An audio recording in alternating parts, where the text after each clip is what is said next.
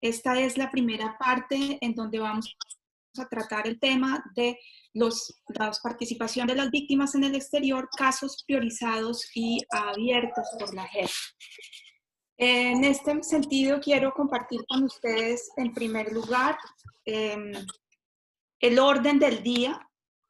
Primero quisiera dar una bienvenida haciendo algunas recomendaciones prácticas.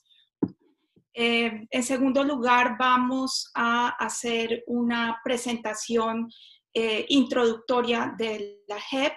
En tercer lugar, vamos a hacer una presentación introductoria del Foro Internacional de Víctimas. En cuarto lugar, vamos a tener la presentación principal sobre casos abiertos y priorizados. Y en quinto lugar, vamos a tener preguntas, comentarios y respuestas.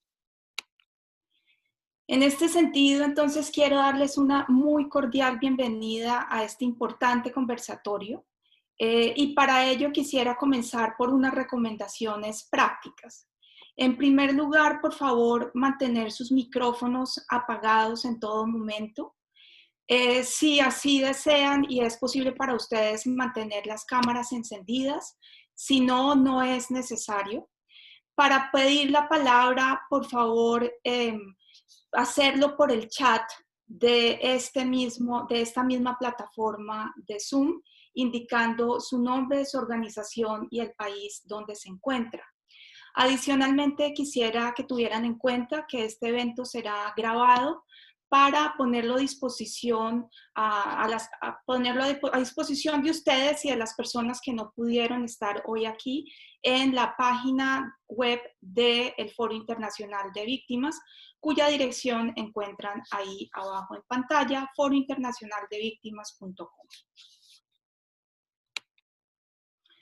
Bueno, este conversatorio es parte de una primera ronda de conversatorios organizados por la Justicia Especial para la Paz en articulación con el Foro Internacional de Víctimas.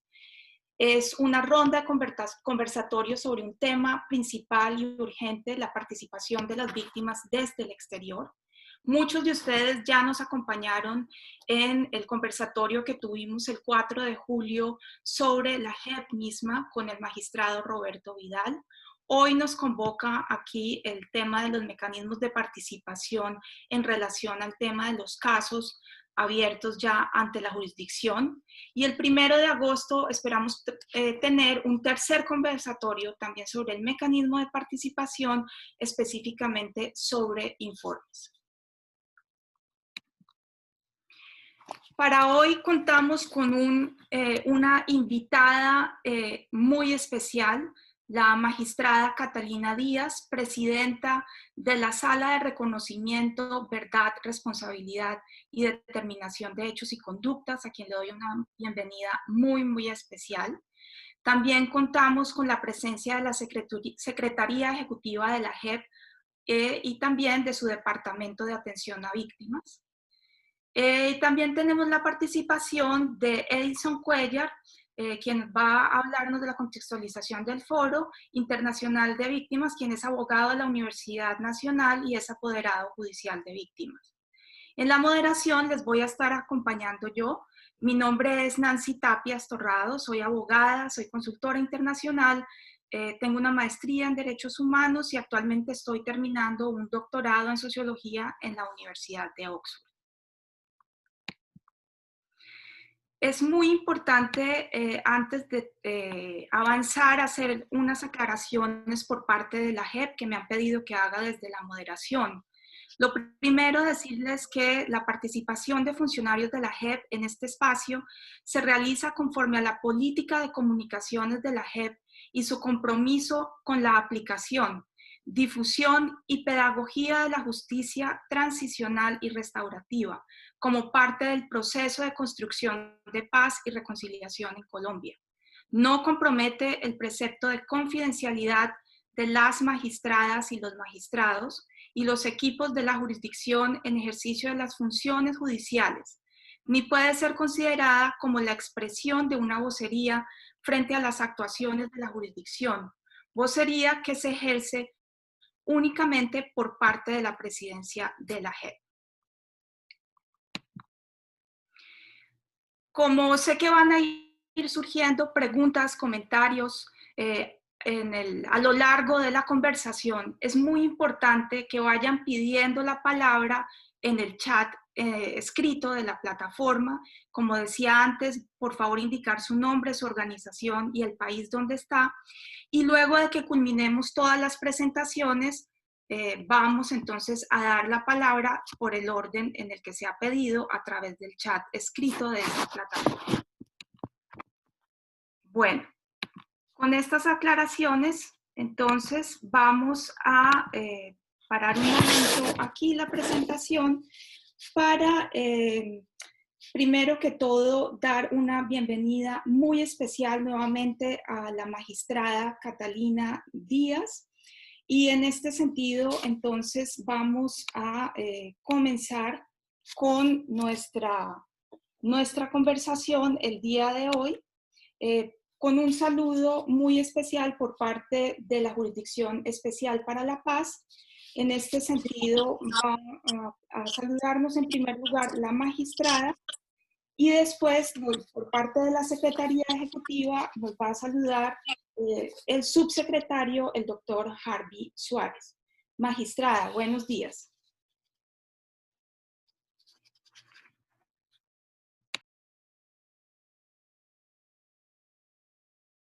El micrófono creo que no está funcionando. Está cerrado el micrófono de ella.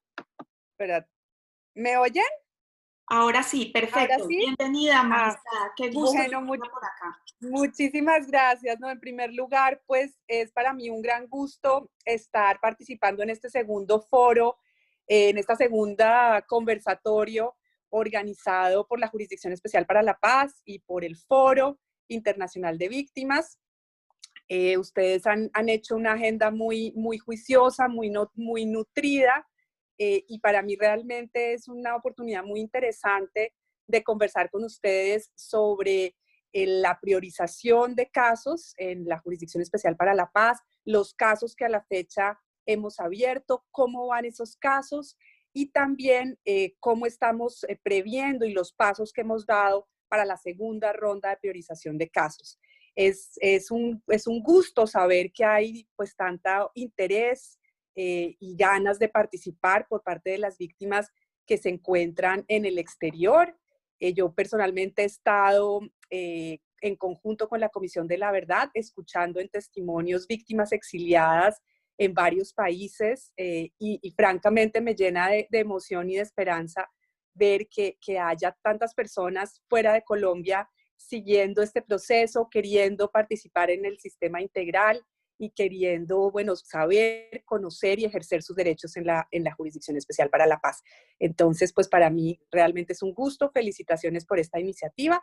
Y ahora entonces, cuando proceda y me dé el espacio la moderadora, haré pues, la presentación. Muchísimas gracias nuevamente, muy bienvenida, es un gusto, un honor para nosotros poder contar con usted en este evento. Bueno, quisiera también dar la palabra entonces al subsecretario ejecutivo de la COP, el doctor Harvey Suárez, y antes también decirles que tenemos la participación del Departamento de Atención a Víctimas con nosotros. Nos acompaña también la doctora Viviana Ferro, jefe del Departamento de Atención a Víctimas, y su equipo que está integrado por Zuli Laverde, Julián Ariza y Miguel Cruz, dando la bienvenida a todos y cada uno de ustedes. Entonces doy la palabra al doctor Harvey Suárez. Bienvenido, doctor.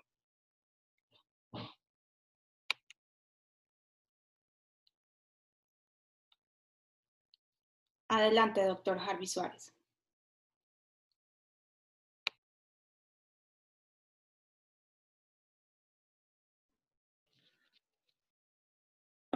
También tiene el micrófono apagado. Nancy, creo que tiene el micrófono apagado, sí.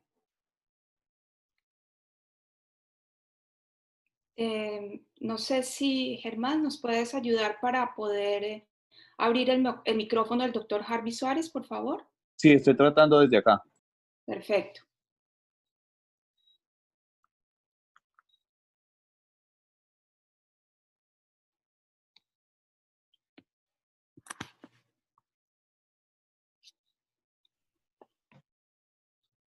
Esperamos un momento, por favor. No lo veo conectado ahora. No sé si se cayó su conexión. Vamos a dar unos minutos, por favor. Puede ser porque yo tampoco lo veo desde acá conectado. Estaba, pero ya en este momento no lo veo. No sé si hay otra manera, otro canal para comunicarte con él, Nancy. Zuli, no sé si tú pudieras ayudarnos un momento. Buenos días, ¿cómo están, Nancy? ¿Cómo estás? Yo soy Viviana Ferro, ¿cómo te va? Al doctor Harvey acabó de caerse la conexión y se está intentando. ¿Cómo están todos? Buenos días. Discúlpame, es que Harvey tuvo un inconveniente en este momento con la conexión. Si le regalan un minuto, él ya está conectándose de nuevo. Acaba de marcarme, está intentando conectarse con un problema desde su conexión acá en Colombia. Muchísimas gracias. Perfecto, no hay problema. Vamos a esperar un momento. Es muy importante contar con la participación de todas y cada una de las personas que estamos aquí presentes. Vamos entonces a esperar un momento para poder escuchar el saludo por parte de la Jurisdicción Especial para la Paz, específicamente por parte del subsecretario ejecutivo de la JEP, el doctor Harvey Suárez.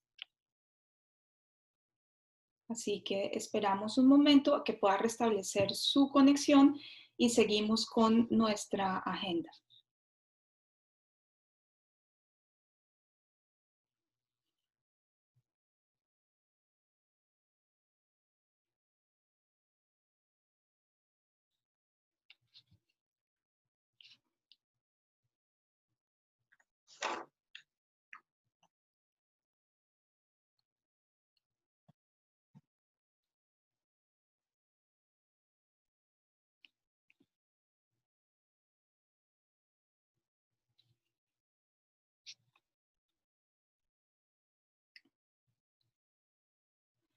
No sé si tenemos alguna noticia, doctora Ferro.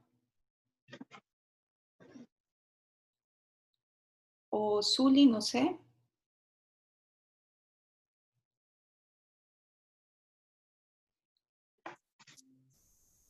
Sí, Nancy, en un momento se conectará Viviana para el saludo, dado que parece que el subsecretario sigue con problemas de conexión. Ya se está conectando la doctora Viviana Ferro. Perfecto. Bueno, esto sí es totalmente entendible. Estas son las circunstancias de la situación actual que nos pone retos, pero al mismo tiempo también nos acerca y nos da la posibilidad de estar en lugares tan distintos al mismo tiempo. Nancy, ¿cómo está? Sí. Buenos días, doctora Ferro, bienvenida.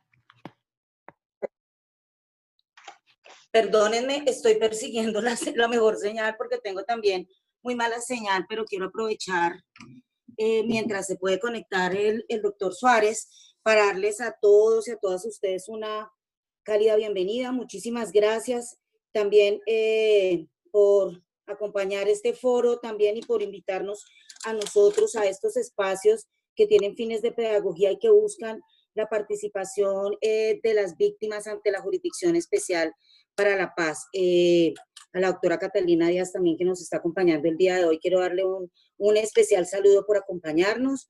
Ha sido de mucho interés para las víctimas poder conocer de parte de la sala los avances que se tienen en esta materia y pues con esto yo pues les doy un cálido saludo, de verdad muy contenta de poder acompañarlos el día de hoy y esperamos que sea un espacio provechoso para todos y para todas. Muchísimas gracias. Nancy, te dejo para que vayamos continuando con la agenda mientras el doctor Suárez pues se incorpora con nosotros en este conversatorio. Muchísimas gracias para todos y para todas. Perfecto, muchas gracias, doctor. Llegó Nancy. Nuevamente. Perfecto, bienvenido, doctor Suárez. Muchas gracias, acá estamos atentos. Bienvenido. Excúsenme, tuve aquí un problema de fluido eléctrico y me tocó reconectar todo completamente. Quiero enviarles un saludo muy especial a cada una y cada uno de ustedes, nuestro más fraternal y solidario abrazo para la Jurisdicción Especial para la Paz y para la Secretaría Ejecutiva Es más que una necesidad, un asunto estratégico poder abordar con ustedes los temas de la participación efectiva, de la acreditación y del acercamiento a la jurisdicción, y por esa vía, en el trabajo muy estrecho con la Comisión de la Verdad y la Unidad de Búsquedas al sistema integral. Para nosotros es de la mayor importancia este conversatorio y de lo que allí se derive. Cuentan con nosotros, cuentan con la Secretaría Ejecutiva, con la jurisdicción, en todo aquello que requieran para participar efectivamente, para ser incluidos como lo merecen, sobre todo quienes tuvieron que abandonar por razones ajenas a su voluntad y por extremas situaciones de riesgo el país para buscar un proyecto de vida, para reorganizar sus proyectos personales, políticos, organizativos. Un honor y un privilegio poder contar con ustedes. Un abrazo.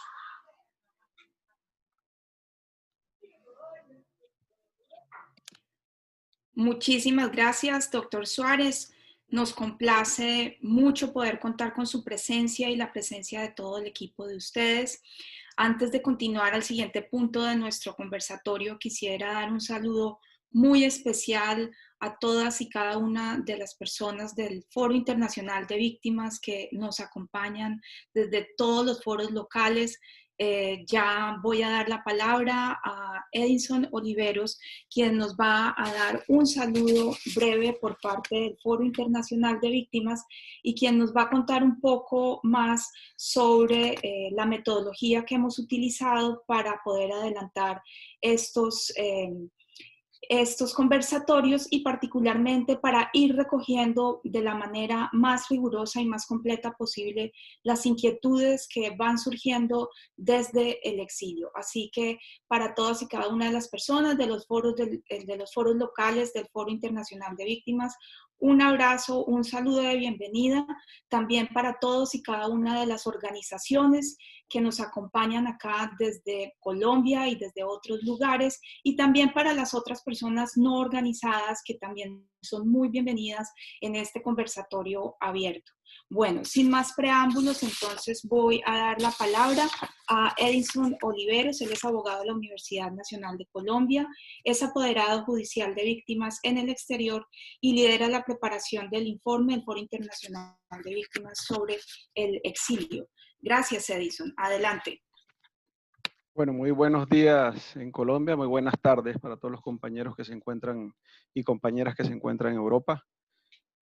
Sí, este es el segundo conversatorio que venimos organizando con la Jurisdicción Especial para la Paz, precisamente porque hemos identificado la necesidad de hacer la pedagogía de cuáles son los mecanismos reales y efectivos que tienen las víctimas en el exterior para participar en los mecanismos creados en el sistema integral, ¿no? En los acuerdos de paz. El Foro Internacional de Víctimas, pues, es una apuesta que hacen las organizaciones y víctimas en el exilio, que desde el 2014 se vienen organizando y precisamente coordinando acciones, uno, para la firma de los acuerdos de paz, y dos, para buscar su implementación efectiva y que no se olviden a esa Colombia en el exilio, la Colombia migrada forzadamente, la Colombia que generalmente no aparece en las estadísticas, es decir, la Colombia que se encuentra allende la frontera.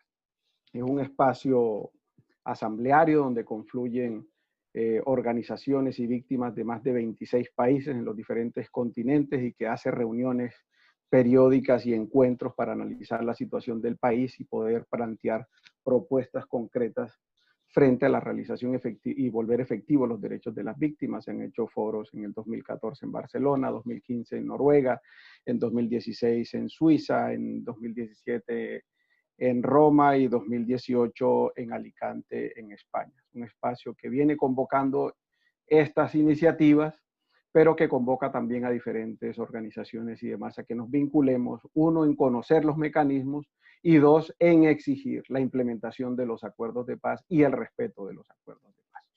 Un poco para centrarnos en la metodología que se ha venido desarrollando, es una metodología donde previamente se le ha pedido a las diferentes víctimas y foros locales y organizaciones que planteen sus inquietudes, en este caso a la Jurisdicción Especial para la Paz, precisamente para tener un eje temático sobre el cual hacer los conversatorios. El primer conversatorio, y lo recuerdo, fue un conversatorio donde se plantearon cuestiones, si se quiere, preliminares de qué era la Jurisdicción Especial para la Paz, cuál era su relación con la justicia ordinaria y con otras instituciones. Y en este segundo estamos tratando de mirar este primer mecanismo de participación, que serían los procesos o los macrocasos que llama la Jurisdicción Especial para la Paz, y cuál sería el papel de las víctimas para poder participar allí, ¿no? Entonces esperamos precisamente, hemos recogido una gran cantidad de preguntas, no crean que las que se resuelvan hoy son todas, hemos acumulado una base de datos de preguntas que esperamos resolver a lo largo de los 2 conversatorios que quedan pendientes, y todas aquellas que no estén en el marco de estos 2 conversatorios, pues esperamos que sea un siguiente ciclo de conversatorios para poder ir resolviendo. En este nos hemos centrado precisamente en cuáles son los macrocasos, cuál es el papel de las víctimas en el proceso judicial, si se quiere, cómo es la acreditación que se puede dar en los procesos y qué me garantiza esa acreditación, es decir, el papel de la víctima como interviniente especial. Sé que hay algunas de estas cuestiones se podrían ver un poco como técnico-procesales, muy jurídicas, pero hemos hablado con la Jurisdicción Especial para la Paz y todo el interés que ellos han tenido precisamente de que estas sean unos conversatorios muy pedagógicos, que se puedan entender independientemente del nivel de conocimiento jurídico como tal. Pero hay que tener en cuenta cuál es el marco en el que nos estamos moviendo. Este es un segundo conversatorio que se va a centrar sobre acreditación, sobre los macroprocesos, los procesos judiciales, la participación de las víctimas allí, ¿no? Y precisamente como cuáles son las funciones o papeles de la víctima en el proceso judicial como tal. Ese es el marco de trabajo sobre el que nos moveremos. Todas las preguntas, y vuelvo y lo repito, que se hayan planteado que no estén en este marco, las iremos resolviendo en el desarrollo de los diferentes conversatorios. Hay diferentes preguntas que han sido reiteradas, sobre todo la relación o el papel de la JEP en el exterior, que como entendemos es un papel que se va creando poco a poco, ¿no? Ha sido la comisión de esclarecimiento de la verdad. Ustedes saben que ha tenido una participación muy amplia en el exterior y todos los que nos encontramos y todas los que nos encontramos en el exterior lo hemos visto. La JEP está iniciando este trabajo y esperamos nosotros poder acompañarlos en ello. Y hay muchas dudas precisamente de cuál sería o cómo sería el papel de la JEP en el exterior como tal, ¿no? Entonces esperamos que esto vaya resolviendo las dudas. Yo no tengo nada más que agradecerle precisamente a la magistratura y al Departamento de Atención a Víctimas, a la doctora Viviana Ferro y a todo el equipo con Zuli Laverde, así como a la doctora Catalina Díaz, el interés que han tenido de empezar a realizar estos eventos con nosotros para socializar los mecanismos que se tienen, y esperamos que todas las dudas, o la gran mayoría de ellas que tienen las víctimas en el exterior, se puedan resolver. Agradecemos nuevamente la participación de todos y todas y esperamos que sea un mecanismo efectivo para poder acercarnos a la metodología de la JEP, poder conocer cuáles son nuestros derechos dentro de la JEP y empezar este camino que necesita Colombia por fin, esclarecer la verdad y reparar a sus víctimas, incluso si se encuentran fuera de la frontera. Muchas gracias, Nancy. Bueno, muchísimas gracias, Edison, por esa presentación preliminar. Reiterando ese agradecimiento, quisiera también enfatizar que por parte del Foro Internacional, todas estas iniciativas hacen parte del camino hacia nuestro gran encuentro, intercambio de conocimientos que tendremos aquí en el 2021 en Montreal, es decir, nuestro gran Foro Internacional de Víctimas del 2021, al que ya hemos invitado a la JEP y también a las otras instituciones del sistema. Es importante tener esto presente porque vamos a seguir con estas iniciativas. Antes de dar la palabra a la magistrada, también quisiera decir que Zuli Laverde nos ha compartido por el chat un vínculo para hacer la inscripción o más bien el registro a este evento. La idea es que ustedes puedan dejar sus datos allí y por parte de la JEP posteriormente les estarán comunicando de nuevos eventos. O sea que en el chat encontrarán este vínculo. Por favor, se registran y de allí la JEP va después a establecer una comunicación con ustedes para enviarles información que sea relevante o invitaciones a nuevos eventos. Bueno, vamos entonces ahora a pasar a nuestra invitada especial y antes es importante tener en cuenta que en el chat vamos a estar recibiendo la petición de palabra, es decir, si a alguien se le ocurre ya una pregunta, pida la palabra en el chat indicando su nombre, indicando también el lugar donde se encuentra y su organización y diciendo que tiene una pregunta. Yo las voy a dar la palabra posteriormente en el orden en el que se han pedido. Quiero entonces dar la palabra a la magistrada Catalina Díaz Gómez. Ella es presidenta de la Sala de Reconocimiento, Verdad, Responsabilidad y Determinación de Hechos y Conductas.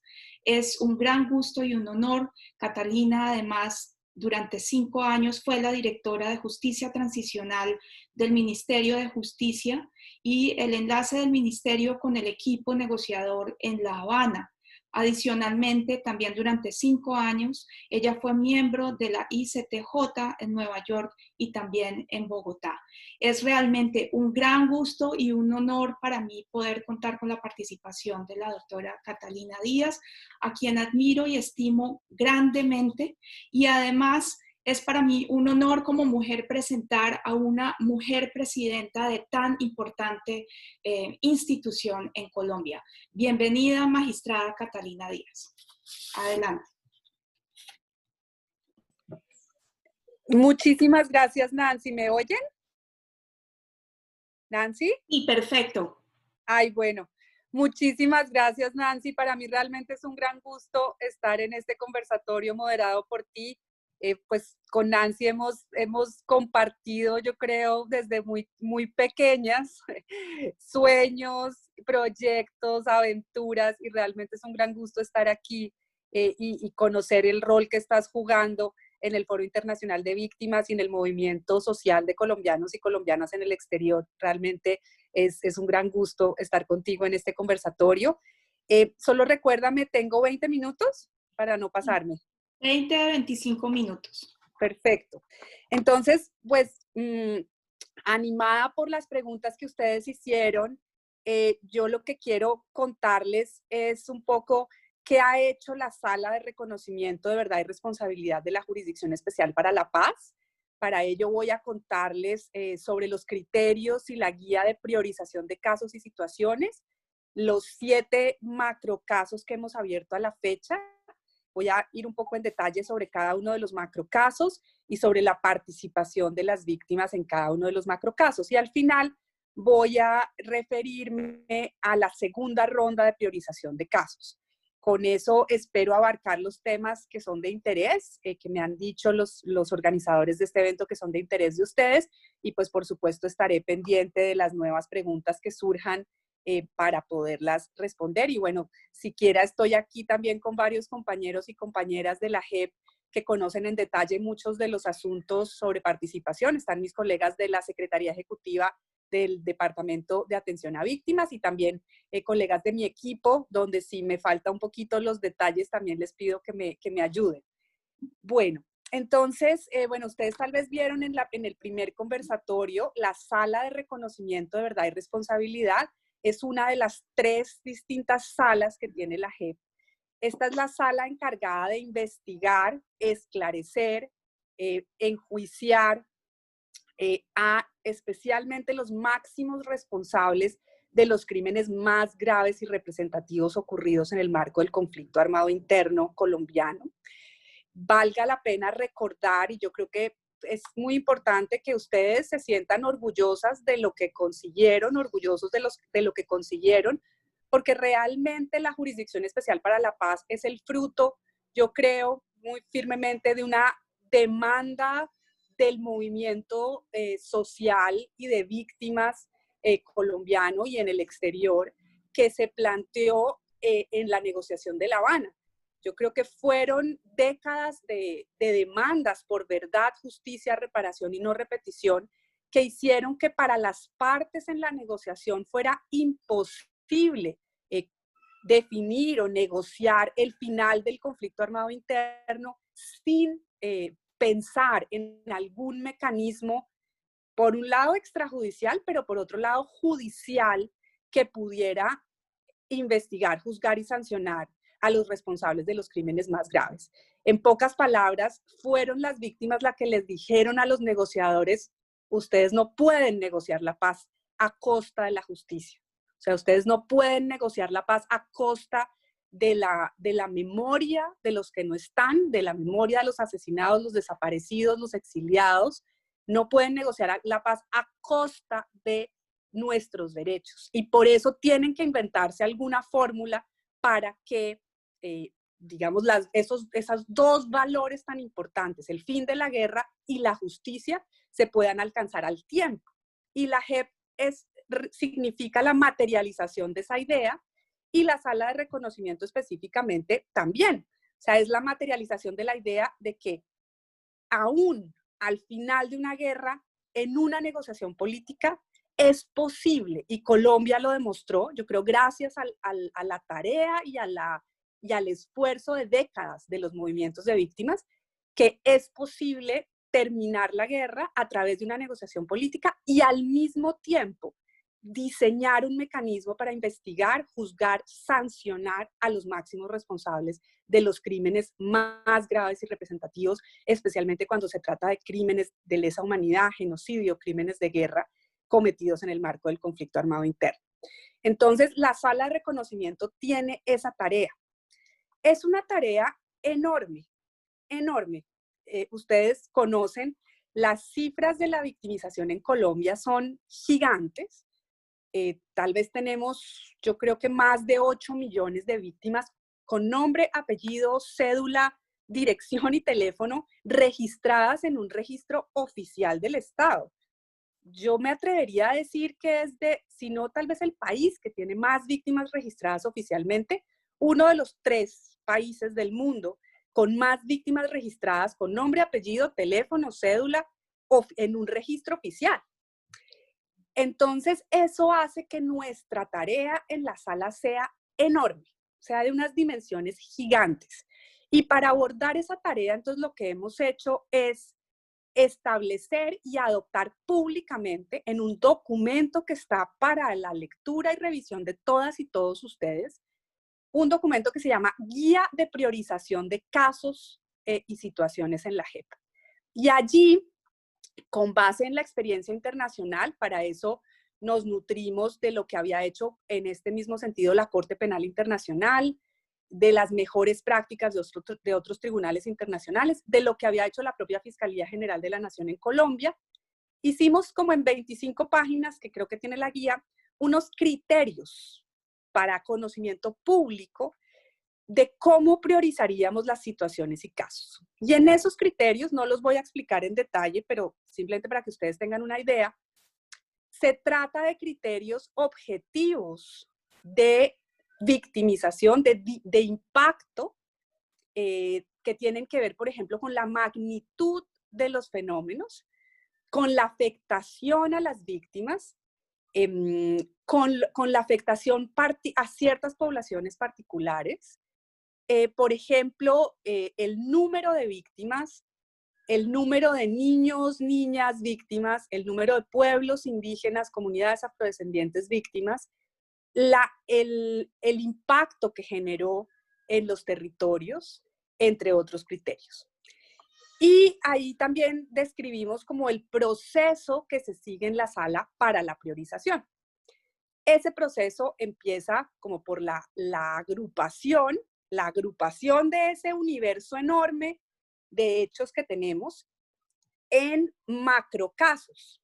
También, de acuerdo con la experiencia comparada, pues cuando se trata de estos universos masivos de hechos, de víctimas, de comparecientes, tal vez la manera como más efectiva para abordar estos asuntos es, y nos lo decía incluso la propia Corte Constitucional, pensar en casos macro, que puedan agrupar números muy grandes de víctimas, que puedan llamar a muchos comparecientes a rendir cuentas en estos macro casos. Y por eso entonces, con base en esos criterios y en esa guía, hemos abierto a la fecha 7 grandes casos. 7 grandes casos. Y voy a ir como un poco caso por caso. Ahora me ayudan, enviamos como una presentación para que ustedes tengan un poquito allí una idea voy a hacer como una primera introducción. No sé si la presentación la estás poniendo Lina o Zuli. En todo caso, si quieren dejen la primera diapositiva, la siguiente.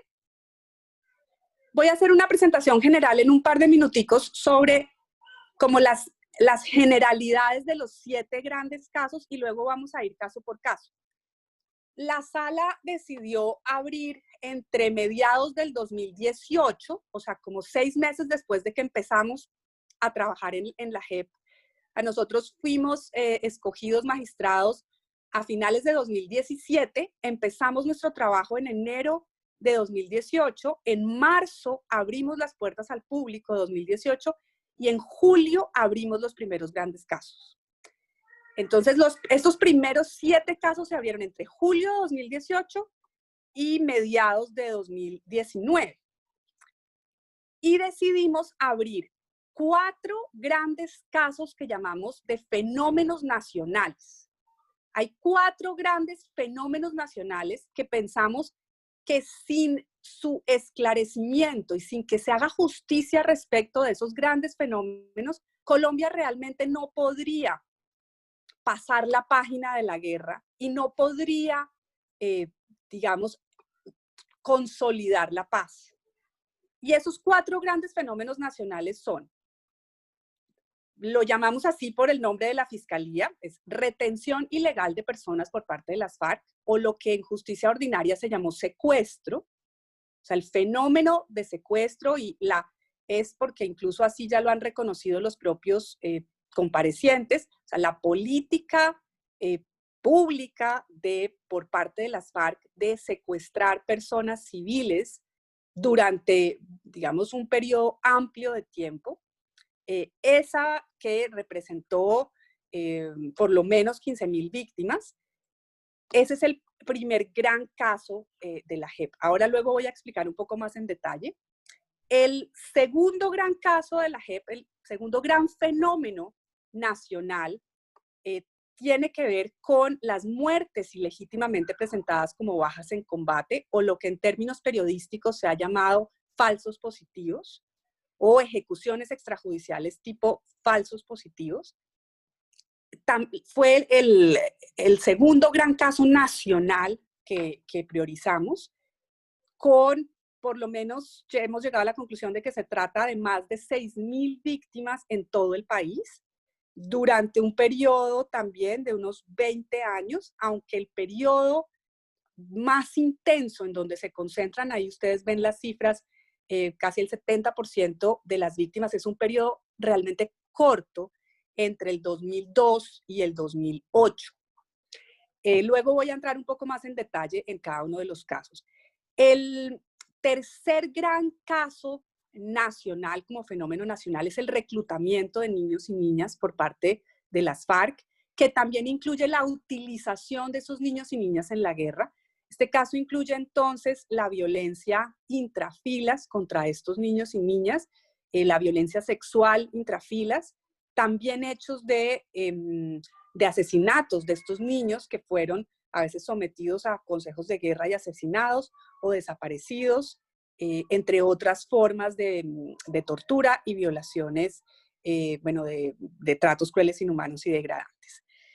El otro gran caso nacional es el caso de la Unión Patriótica. Es un caso que incluye todas las victimizaciones contra los líderes militantes, activistas, miembros del partido político que surgió a mediados de los 80 en el marco de la negociación del Estado con las FARC, la Unión Patriótica. Y después también les voy a contar en detalle, porque allí hemos hecho un trabajo muy interesante de escuchar en conjunto con la Comisión de la Verdad los testimonios de víctimas en el exterior. Esos son los 4 grandes casos nacionales. Como ustedes verán, hemos seguido un principio de simetría, en el sentido de que hay 2 grandes casos que buscan establecer la responsabilidad o investigar la responsabilidad de las FARC y sus máximos líderes comandantes, y otros 2 grandes casos que se refieren a la responsabilidad de los agentes del Estado, el caso de falsos positivos y el caso de la UP. agentes del Estado, tanto miembros de las fuerzas militares como miembros de la policía, como otras agencias de seguridad del Estado, en el caso de la UP, especialmente el rol del DAS, del que fue pues tristemente célebre Departamento de Seguridad del Estado. Y además hemos abierto 3 casos territoriales que se concentran en 3 territorios que han sido afectados muy especialmente por la guerra. Estos son el caso del Andén Pacífico Nariñense, Tumaco, Ricaute y Barbacoas, donde la Fiscalía General de la Nación incluso se refería en algunas decisiones al genocidio del pueblo Awá. Eso es un caso donde las comunidades indígenas, comunidades afrodescendientes han sido particularmente afectadas en esos municipios, Tumaco, Ricaute, Barbacoas, en Nariño, lo que se conoce como el Andén Pacífico Nariñense. Luego el caso del Urabá antioqueño y chocuano, también un territorio donde comunidades indígenas, comunidades afrodescendientes, pero también asociaciones sindicales, sociales, incluso el propio partido político de la UP ha sido, pues fue victimizado especialmente en el Urabá.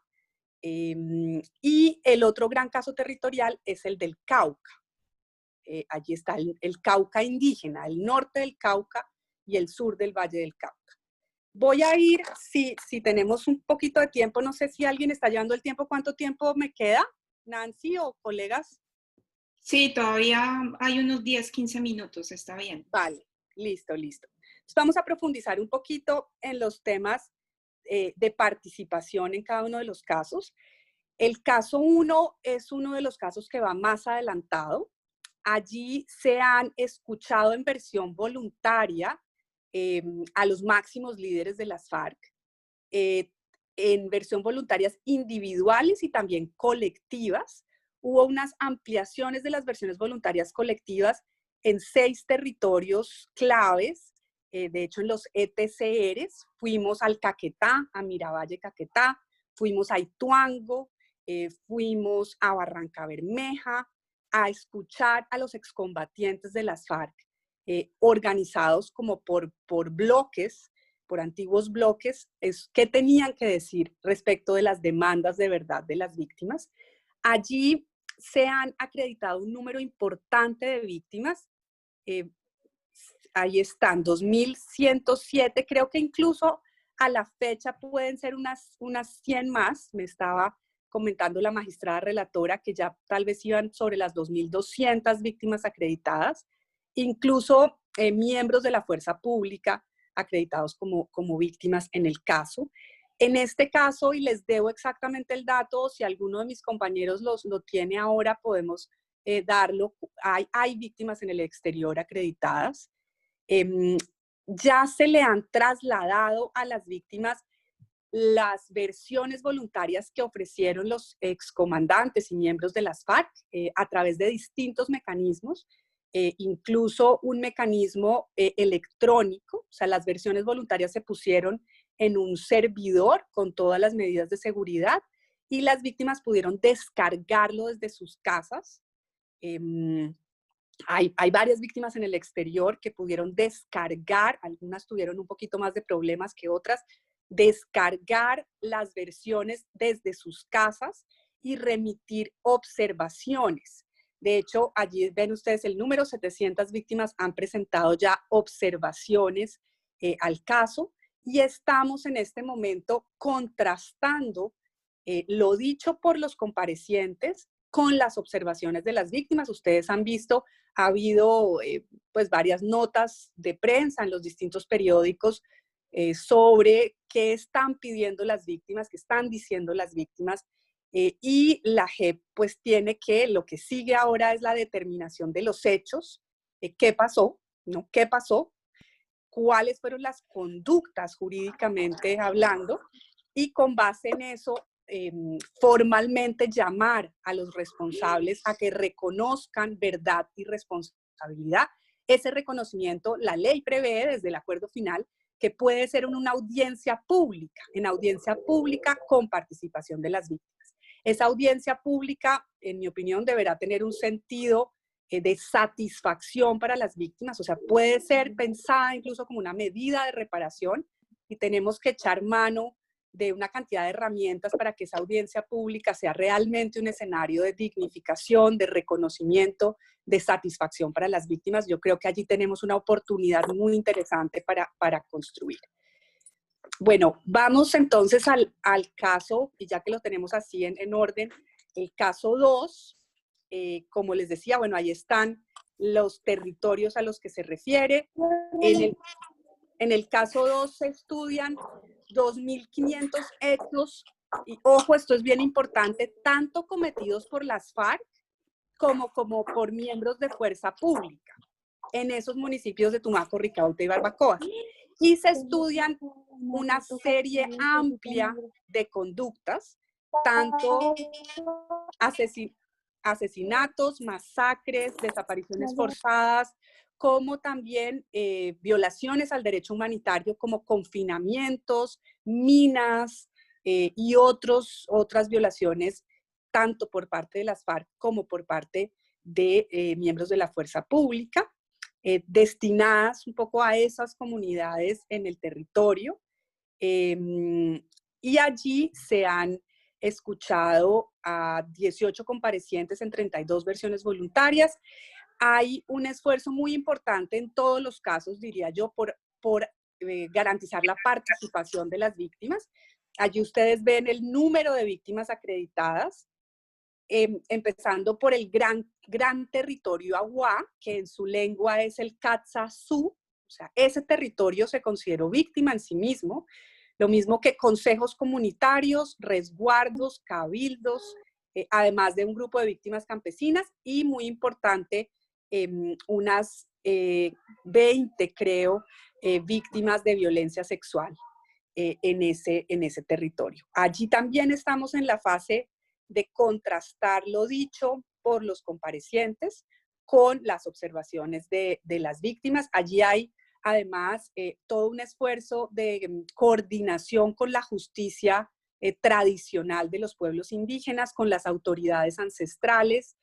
Realmente es un esfuerzo de pensar una justicia en el territorio, de la mano de las autoridades, garantizando la participación de las víctimas, en un contexto muy difícil donde el conflicto armado interno persiste, donde hay expresiones distintas de violencia, de crimen organizado, hay todos unos desafíos de seguridad allí, bueno, de lo que han sido víctimas líderes sociales, lo cual hace para nosotros realmente un gran desafío trabajar en ese territorio, pero pues hay un compromiso muy grande con el caso y con sacar adelante el caso aún en este contexto tan difícil.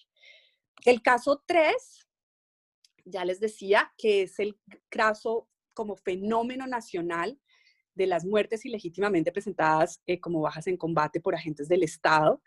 Hemos llegado a la conclusión preliminar de que pueden ser más de 6.000 víctimas, alrededor de 6.400 víctimas en todo el país.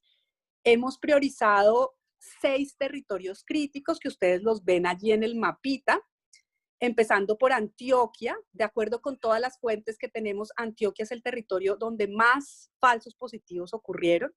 Así lo dice tanto la Fiscalía General de la Nación como el Centro de Memoria Histórica, como las organizaciones de víctimas que nos han entregado informes. Y valga la pena decirlo aquí, tal vez no lo dije al principio, ya son 280 informes. Me alegra mucho poderles compartir que incluso en este contexto de la emergencia sanitaria hemos recibido ya 10 informes desde que empezó el confinamiento. O sea, las víctimas persisten en su interés de entregar informes a la JEP. Lo hemos hecho por estos mecanismos, por Teams, por Zoom, por Meet, y realmente han sido sesiones muy bonitas donde nos han hecho entrega de informes con participación de las víctimas en muchos lugares de Colombia, incluso del exterior. Pero bueno, no me desvío. Entonces son 6 territorios: Antioquia, Meta, que ocupa el segundo lugar también en todas las fuentes de falsos positivos; Cesar, que se disputa incluso el tercer lugar con Caquetá; Cesar y Guajira, ahí está el mapita; Casanare, Huila y el Catatumbo. No sé si me faltó alguno, ahí los ven ustedes en el mapita. los 6 territorios críticos. Hemos también identificado ya claramente las unidades militares. Hemos escuchado en versión voluntaria, si me pones la diapositiva,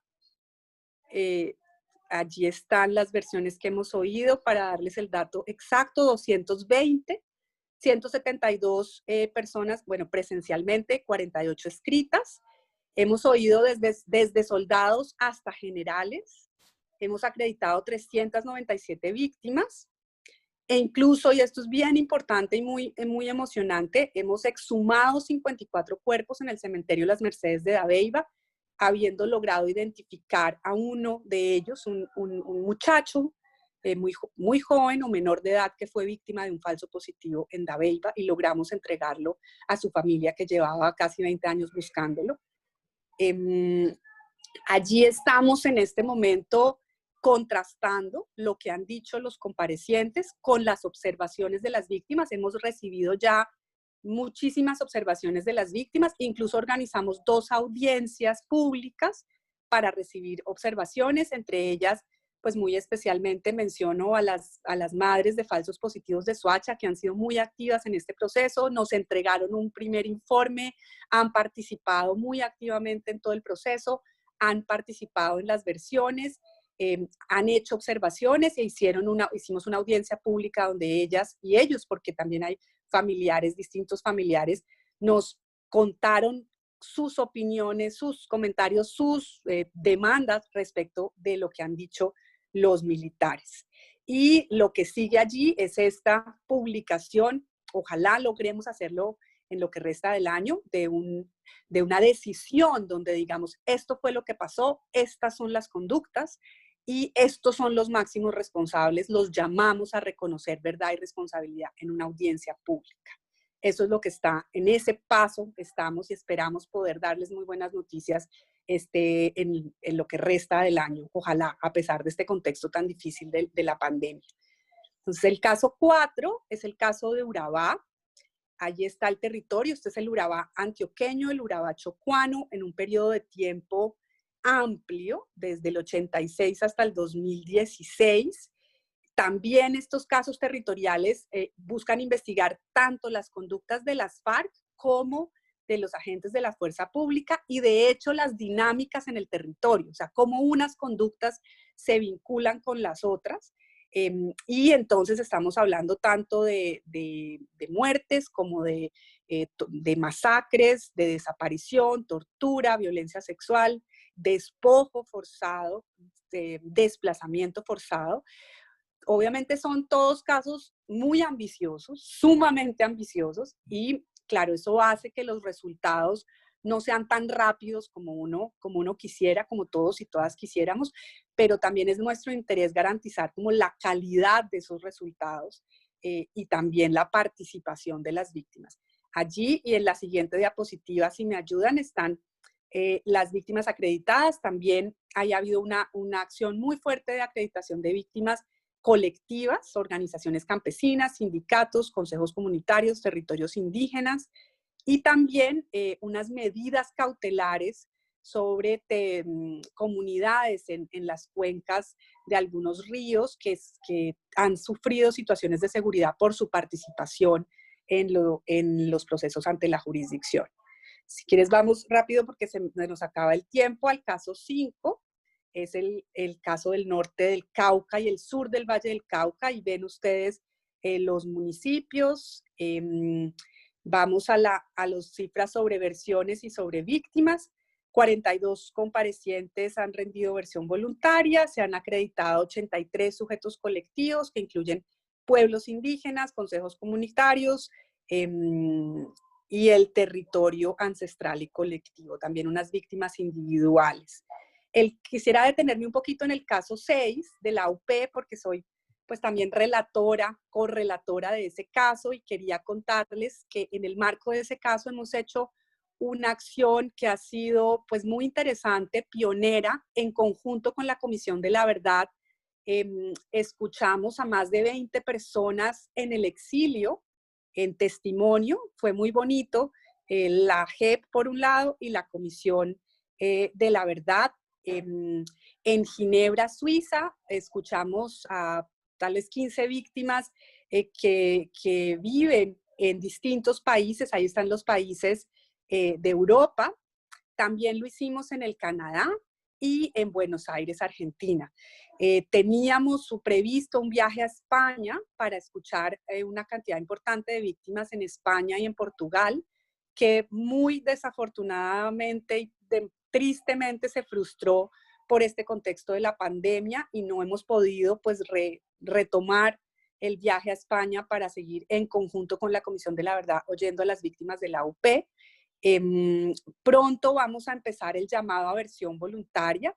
Allí hemos identificado 100 comparecientes que no le habían dicho a la JEP que venían por hechos relacionados con la UP, pero que cruzando todas las bases de datos nos dimos cuenta que además de los hechos que ellos ponían de presente, por ejemplo, típicamente miembros de la fuerza pública pusieron de presente hechos de falsos positivos, pero encontramos que también tenían que decir sobre casos relacionados con la UP.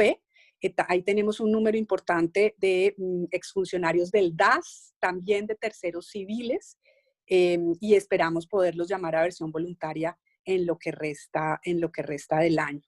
Y termino, bueno, lo del el caso 7 ya les había contado, este es el caso de reclutamiento, solo un poquito los datos de las versiones. Bueno, versiones esperamos que empiecen muy pronto, y el de las víctimas acreditadas. Allí hay acreditados tanto niñas y niños, digamos, sobrevivientes del reclutamiento, como también padres, madres, hermanos de las víctimas directas. Y termino con algunos datos, si quieres ya la presentación finalizó allí, de la segunda ronda de priorización. O sea, nosotros creemos que estos 7 grandes casos son, digamos, eran sí o sí fenómenos sobre los cuales tenía que haber esclarecimiento y justicia. Pero obviamente no son los únicos. Y por eso seguimos recibiendo una cantidad enorme de informes donde las víctimas nos dicen, bueno, ¿y dónde está desplazamiento forzado? ¿Y dónde está violencia sexual? ¿Y dónde está el capítulo de los vínculos de la fuerza pública con los paramilitares? Por citarles solo 3 grandes cosas sobre las cuales nos han insistido mucho las víctimas. Entonces nosotros sabemos que tenemos que hacer una segunda ronda de priorización de casos. Para ello hemos dado ya algunos pasos. Le hemos encargado a nuestro grupo de análisis de la información, es un grupo especial que existe dentro de la jurisdicción, que haga una primera análisis de todos los 280 informes que tenemos. Y ya ellos tienen un catálogo de esos informes y ya nos han dado algunas pistas muy importantes de cómo agruparlos. O sea, el asunto más estratégico para nosotros ahora es cómo tratar de hacer unos casos que respondan de la manera más efectiva a unas demandas enormes de las víctimas. O sea, cómo formular los casos de la manera más inteligente y más estratégica para que la mayor cantidad de víctimas se entiendan incluidas, recogidas, reconocidas en esos casos. Y eso es lo que nos va a ocupar, esperamos en un par de meses poder estar empezando como ese proceso de priorización. Es difícil, ustedes se imaginarán, es muy difícil pensar, bueno, cuáles son esos grandes casos que tendríamos que priorizar ahora, cómo no dejar por fuera nada de lo que nos han entregado. También mencionaba otro de los fenómenos sobre los cuales nos han insistido mucho, es el tema de métodos y medios contrarios al VIH, minas, tomas de poblaciones, atentados terroristas. Y bueno, entonces ese es el gran desafío que tenemos por delante. ¿Cómo armar esos grandes casos para tratar de satisfacer la enorme demanda de justicia que tenemos por delante y hacerlo pues de manera pronta, efectiva? Hay una demanda muy fuerte de las víctimas, de la sociedad en general, por la producción de resultados por parte de la JEP, y nosotros pues queremos hacer nuestros mejores esfuerzos, los estamos haciendo en este contexto de la pandemia, pues que es difícil, que significa un reto adicional ya pues encima de los que teníamos, pero creemos pues posible. Ojalá podamos también darles buenas noticias respecto a esa segunda ronda de priorización en lo que resta del año. Bueno, yo no hablo más, creo que no sé si me excedí mucho o poquito. En todo caso puedo dejar por ahí y aquí muy atenta a todas las preguntas. Espero que esto era lo que tenían ustedes como en mente, y si no, también me dicen qué me faltó y lo puedo precisar, agregar. Muchas gracias, Nancy. Dejo yo por ahí entonces. Muchísimas gracias, magistrada, por esa presentación tan detallada y tan rica para poder entender realmente de qué se tratan estos casos, su importancia, y también para ver nosotros cómo poder avanzar en nuestra búsqueda de justicia. Vamos entonces a dar comienzo a la sesión de preguntas. Por favor, para esto les voy a pedir que utilicemos el chat. Yo sé que ya hay varias personas que han pedido allí la palabra, ahora voy a ello. Como les decía, por favor, utilizar el chat escrito, indicando su nombre, indicando también el país y organización. Por favor, recordarles a todos y cada una de las personas que van a intervenir haciendo preguntas y comentarios que es 1 minuto por intervención, y al finalizar, por favor, decir terminé y apague el micrófono. Aquí tenemos los datos de contacto de la JEP, por si ustedes quedan con dudas o quieren seguir en la conversación. Ahí está, info@jep.gov.co, y también zulilaverde@jep.gov.co. Con esta aclaración quiero además saludar nuevamente a los foros locales y también a personas que se han unido a esta conversación de forma especial. Me comentan que está el Procurador Judicial 2, Luis Marín, que interviene en el caso 006, y otras personas de la Procuraduría delegada a la JEP. Muchas gracias por unirse a este conversatorio. Como tenemos realmente ahora unos 20, máximo 25 minutos para nuestra conversación, voy entonces a recoger 5 preguntas de entrada y luego pasamos a la magistrada y las otras personas de la JEP que nos acompañan hoy aquí para dar respuesta. En este sentido, voy por orden, entonces voy a dar en primer lugar la palabra y voy a listarlos primero para que se vayan alistando. Va primero Luis Carlos Sotelo, que es del Laboratorio de Actos de Escucha de la Universidad de Concordia en Canadá. En segundo lugar, le voy a dar la palabra a José Alidio Barrera, que es de la Mesa Nacional de Víctimas. Posteriormente hay un comentario, pero no veo ahí que sea de pregunta, entonces vamos a dar la palabra a Óscar Collazos, exiliado en Suiza. Luego va Mauricio desde Mecopa, Argentina. Y finalmente, en esta primera ronda de preguntas, voy a dar la palabra a Marta Saldarriaga, abogada defensora de derechos humanos en Antioquia, en el exilio en Suecia, miembro del Foro Internacional de Víctimas. Entonces, en este orden, voy primero con el doctor Luis Carlos Sotelo, del Laboratorio de Actos de Escucha de la Universidad de Concordia, con quien estaremos haciendo nuestro gran intercambio de conocimientos en el Foro 2021 aquí en Montreal. Por supuesto, un Foro 2021 donde los esperamos a todas y a todos. Luis Carlos, por favor, 1 minuto. Muchas gracias, Nancy. Doctora Catalina, mucho gusto, y amigos del foro, un gran saludo. Pues una pequeña cuña y una pregunta para la magistrada. La cuña es pues que la magistrada ha estado hablando muy acertadamente de la importancia de la escucha en todo este proceso del trabajo que están haciendo. En Montreal, en Canadá, en la Universidad de Concordia, montamos lo que llamamos el Laboratorio de Actos de Escucha para tratar de entender en la práctica qué implica eso de escuchar testimonios de memorias dolorosas de personas que han sido impactadas por el conflicto. Sabemos que la escucha es un proceso también doloroso, puede impactar a las personas a nivel emocional y puede mover a otros a hacer acciones políticas. tiene una función muy importante. Y entonces la cuña realmente es para recordarles que tenemos este convenio, esta alianza con el Foro Internacional de Víctimas para poder realizar en julio 2021 un foro internacional al cual estamos invitando a la magistrada Catalina para que nos ayude a pensar cómo participaría la JEP, y también Carlos Beristain de la Comisión de la Verdad, para que nos ayude a pensar cómo se escucha en esas instancias. Y entonces eso nos conecta con la pregunta que quiero hacer, porque la magistrada habló de cómo, por ejemplo, en el caso de la UP, se están haciendo esas escuchas conjuntas entre la Justicia Especial para la Paz y la Comisión de la Verdad. Entonces surge la pregunta, ¿cómo escucha cada uno? ¿Qué escucha una magistrada de la JEP? ¿Qué es diferente a la escucha que realiza un comisionado de la verdad de la Comisión de la Verdad?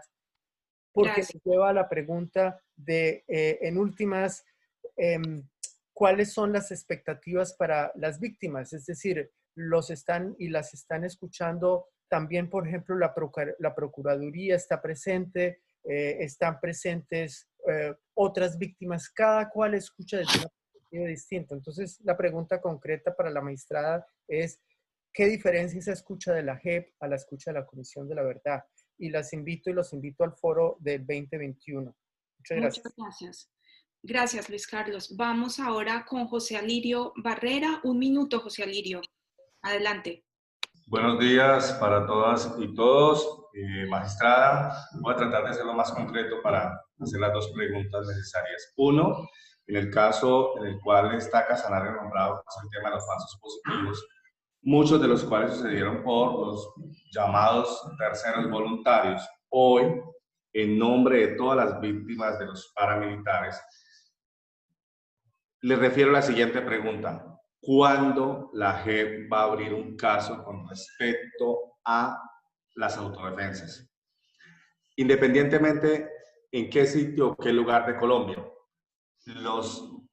las víctimas de las autodefensas tenemos que esperar hasta que un juez de la República nos emita si estamos o no estamos, si somos reconocidos o no somos reconocidos víctimas. Hoy nos sentimos las víctimas alejados hasta del mismo sistema, porque estamos por fuera, y analicemos lo que ha pasado y cuál fue el contexto de lo que pasó y cuál es la verdad que queremos que se construya y se le entregue a nuestros hijos y los hijos de nuestros hijos. Muchas gracias. Gracias, José Alirio. Vamos entonces ahora a la pregunta de Óscar Collazos. Adelante, Óscar. 1 minuto, por favor. Óscar Collazos.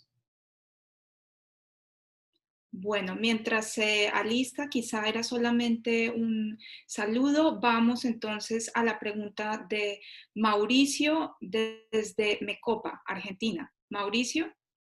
Hola, buen día para todos y todas. Un saludo especial a la magistrada.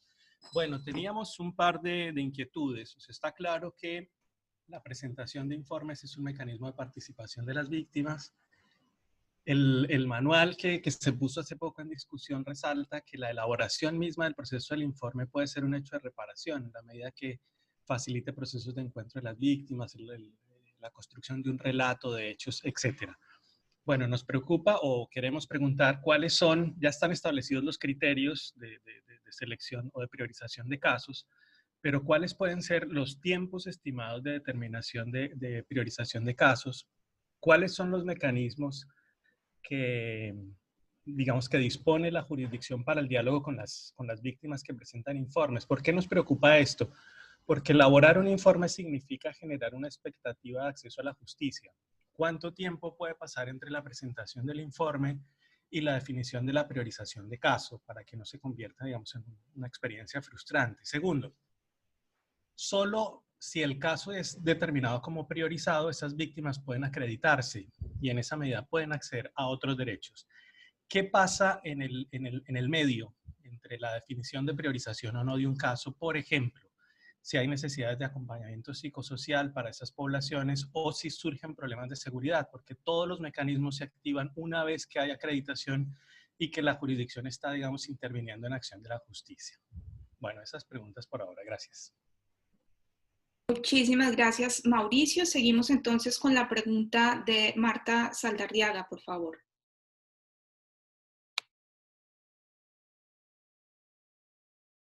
Marta, abre tu micrófono, por favor, no te estamos escuchando. Un minuto. Buenas tardes a todos. Sí, soy Marta Saldarriaga, mi pregunta va en torno, uno, a la acreditación en el exterior. 2 puntos. Uno, se parte de la base que la persona puede presentarse a entidades de Colombia como embajada, consulado.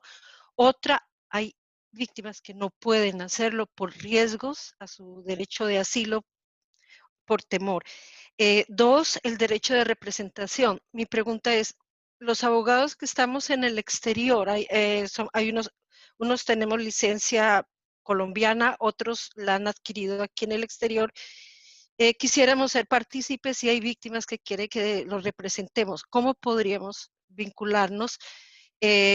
¿Cómo ellos pueden otorgar poder aquí en el exterior? Y tercero, la relación, ¿es posible hacer acuerdos bilaterales con entidades internacionales neutrales como Cruz Roja Internacional, por ejemplo, aquí en Suecia, para evitar entrar a territorio colombiano, que es lo que pertenecen las embajadas? Porque muchos consulados como el de aquí está dentro de la propia embajada. Esas serían las preguntas. Gracias. Ay, perdón, Nancy, me olvidé un temita, no sé si me permitas o... Rápidamente, ¿sí? Bueno, en relación con los informes, si el informe no es tomado como priorizado, ¿existe un camino para la reconsideración de la priorización o puede ser ajustado o ahí termina el camino de participación? Y 2, en lo de la atención psicosocial, nos preocupa que en otros componentes del sistema dicen que no tienen mandato para el acompañamiento psicosocial, sino para definir enfoques o estrategias, y que el acompañamiento psicosocial se hace desde la unidad de víctimas. La unidad de víctimas o los dispositivos asociados a la unidad del Ministerio de Salud parten de una definición de víctima, que es la del artículo 3º, que es excluyente respecto a la definición del acuerdo de paz y el mandato de la jurisdicción. Entonces, ¿qué respuesta se daría en temas de acompañamiento psicosocial y cómo sería para las víctimas en el exterior?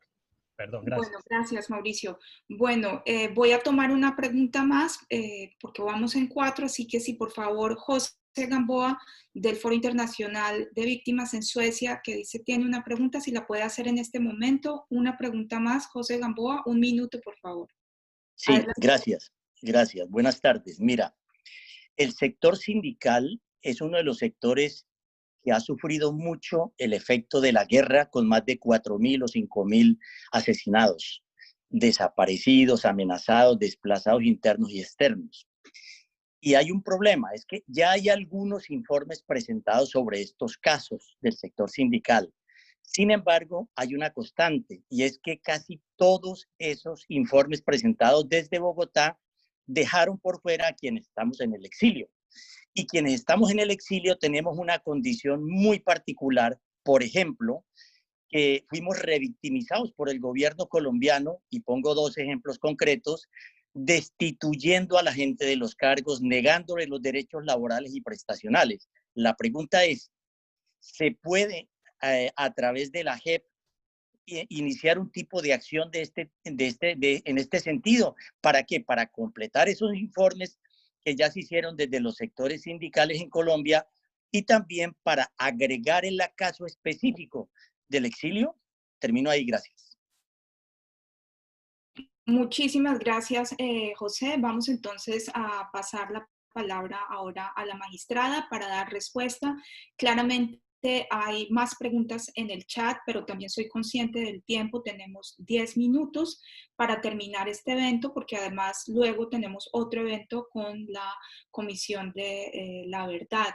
Así que vamos a ser respetuosos del tiempo y, por favor, magistrada, entonces, si por parte de la JEP nos regalan una respuesta a estas preguntas, y también si otros compañeros de la JEP quieren ir adelantando alguna respuesta en el chat para las preguntas que no vamos a ver ahora, o un contacto, también es posible. Y por favor, no olviden utilizar el formulario de registro de esta actividad que nos ofrece la JEP para poder seguir en este contacto.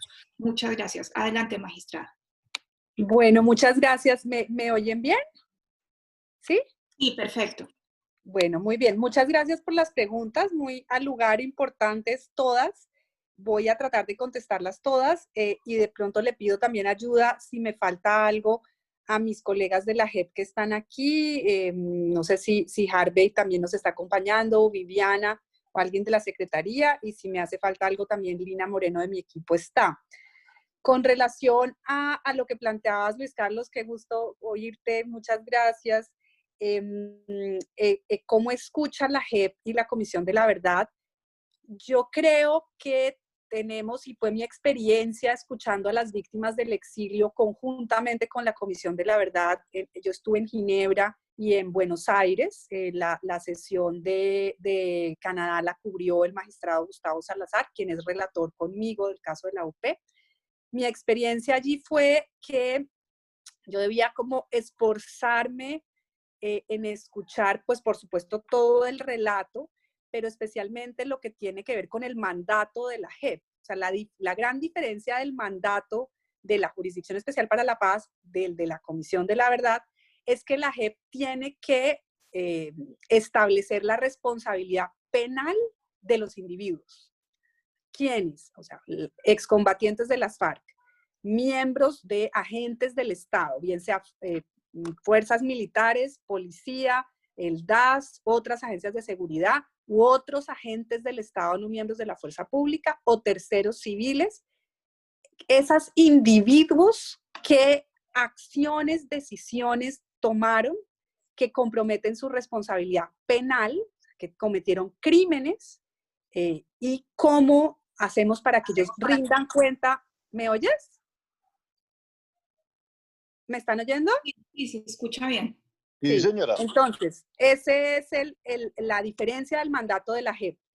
¿Qué individuos cometieron crímenes, tomaron decisiones, acciones que llevaron a crímenes y cómo individualmente deben responder por esos actos, ¿no? Entonces, la Comisión de la Verdad, a diferencia nuestra, no tiene su énfasis en la responsabilidad penal individual, o sea, no se refiere expresamente a qué crímenes cometió quién, ¿no? Sino que tiene un mandato más enfocado en la comprensión de las dinámicas, de los fenómenos, en los porqués. ¿Por qué pasó lo que pasó?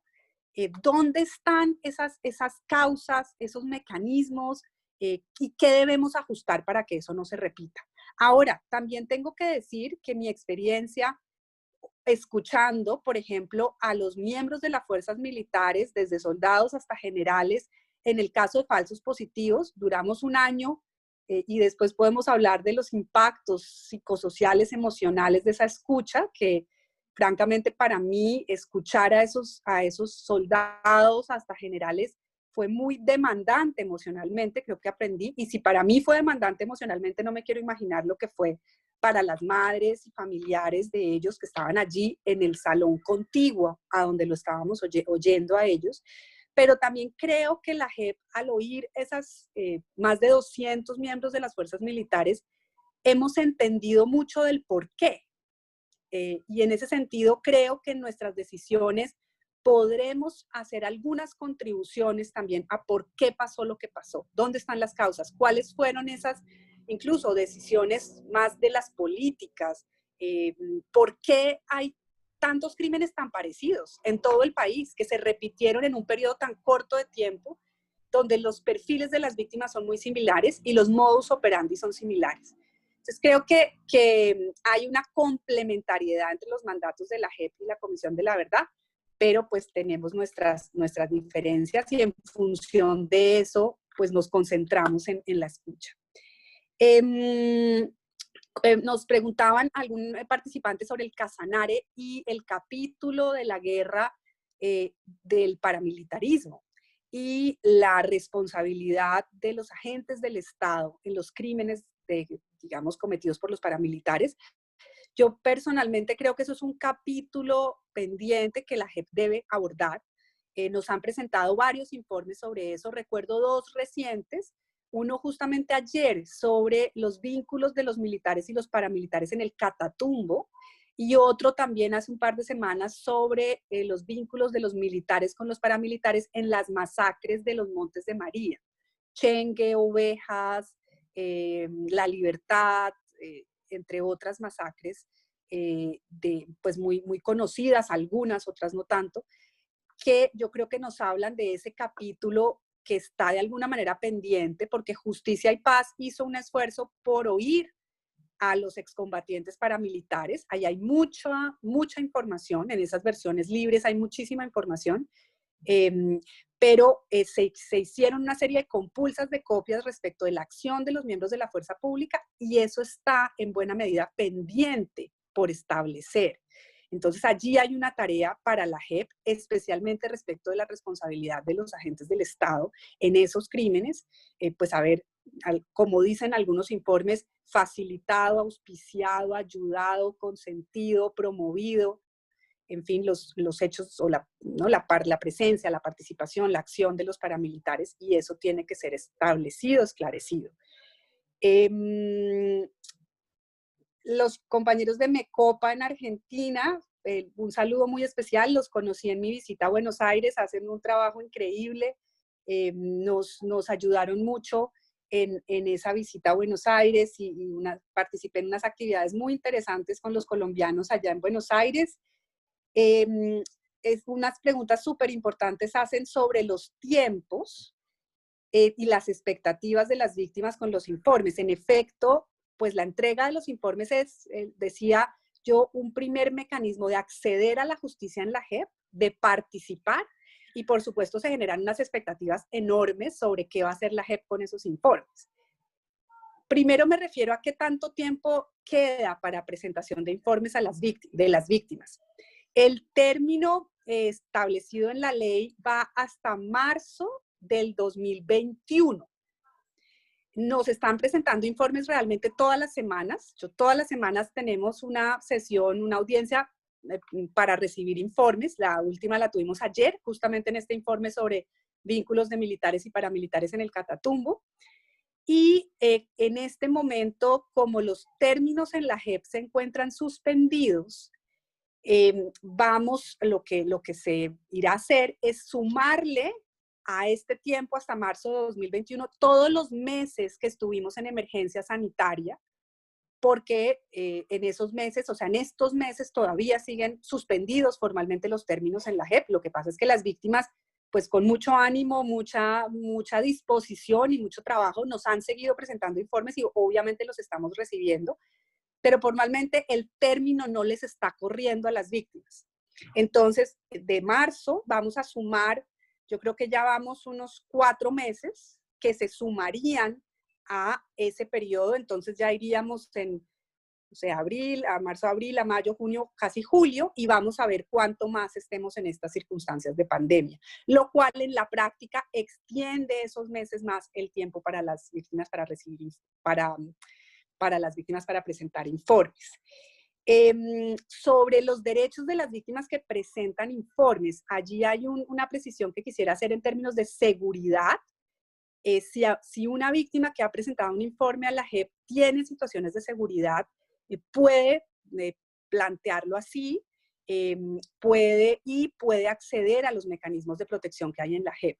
Entonces podemos allí hacer todo el trámite, que es en primer lugar una valoración de riesgo que hace la unidad de investigación y acusación, y hemos garantizado medidas de protección a varias víctimas, como también lo hemos hecho a comparecientes, tanto miembros pues, de las FARC como de las fuerzas militares, que han contribuido de manera importante con la Jurisdicción Especial para la Paz y por eso han incurrido en riesgos que hay que atender. Ahora estamos, decía yo, hacia la segunda ronda de priorización. Probablemente tendremos que ver, luego haya una tercera. La idea obviamente es que la JEP pueda responder a toda la demanda de las víctimas. Y de nuevo, insisto, el desafío es cómo agrupar los informes. Cómo agrupar los informes para poder en esos grandes nuevos casos responder a todas las demandas. La ley lo que dice es que las víctimas tienen derecho a ser oídas en la priorización. Entonces, la presentación de informes pues es una primera manera de ser oídas en el proceso de priorización. Algunos creemos que también, por ejemplo, en estos procesos de priorización al interior de los casos, pues ha habido, digamos, una acción de seguir presentando informes. En el caso, por ejemplo, de falsos positivos, hemos recibido más de 20 informes de distintos territorios y esos informes son un insumo para esa priorización interna del caso, y esta conversación con las víctimas es permanente. Y la ley también dice que cuando la JEP tome decisiones de selección, es decir, la selección implica que lo no seleccionado no se va a investigar. Nosotros a la fecha no hemos tomado ninguna de esas decisiones, o sea, por ahora la JEP no ha dicho que algo no se va a investigar, no, esa decisión no se ha tomado. En todo caso, lo que la ley dispone es que cuando la JEP llegue a tomar esa decisión tiene recurso de apelación. Por ahora a esa decisión no se ha llegado, pero en el momento que se llegue, esa decisión es apelable. Y finalmente, sobre la acreditación en el exterior, lo primero que quisiera decir es que la solicitud de acreditación se puede hacer por escrito, por correo electrónico, sin ninguna formalidad. Es solo contar por qué la persona cree que es víctima, los hechos, muy sucintamente, en 1 o 2 paginitas, sin ninguna formalidad, y anexar de lo que se disponga. Si hay un recorte de prensa, si hay una nota de alguna organización comunitaria de derechos humanos, de víctimas, si hay alguna pieza procesal, alguna decisión del Estado, también súper relevante. No se necesita estar en el registro único de víctimas, para nada. Si se está, pues bueno, no lo hacen saber y eso pues acelera un poco el proceso, pero no es necesario, no es un requisito. Y sobre el otorgamiento de poderes, en este momento, y si alguno de mis colegas tiene ahí presente el número, el gobierno dictó un decreto de emergencia donde se facilita de manera muy grande la presentación de poderes. Casi que se puede otorgar un poder por correo electrónico, prescindiendo de las formalidades. Y también la JEP dispone de convenios con organizaciones que representan víctimas. Entonces, si las víctimas no tienen abogados, la JEP les puede asignar un abogado, una abogada de organizaciones con experiencia en defensa de los derechos humanos. Creo que eso es una de las pasos importantes de la JEP en representación de víctimas. Es un modelo muy distinto al de Justicia y Paz. Es un modelo que garantiza realmente la calidad de la representación. O sea, la JEP quiso apuntarle a la calidad de la representación, no solo a la cantidad, sino a la calidad. Y creo que eso ha funcionado bien.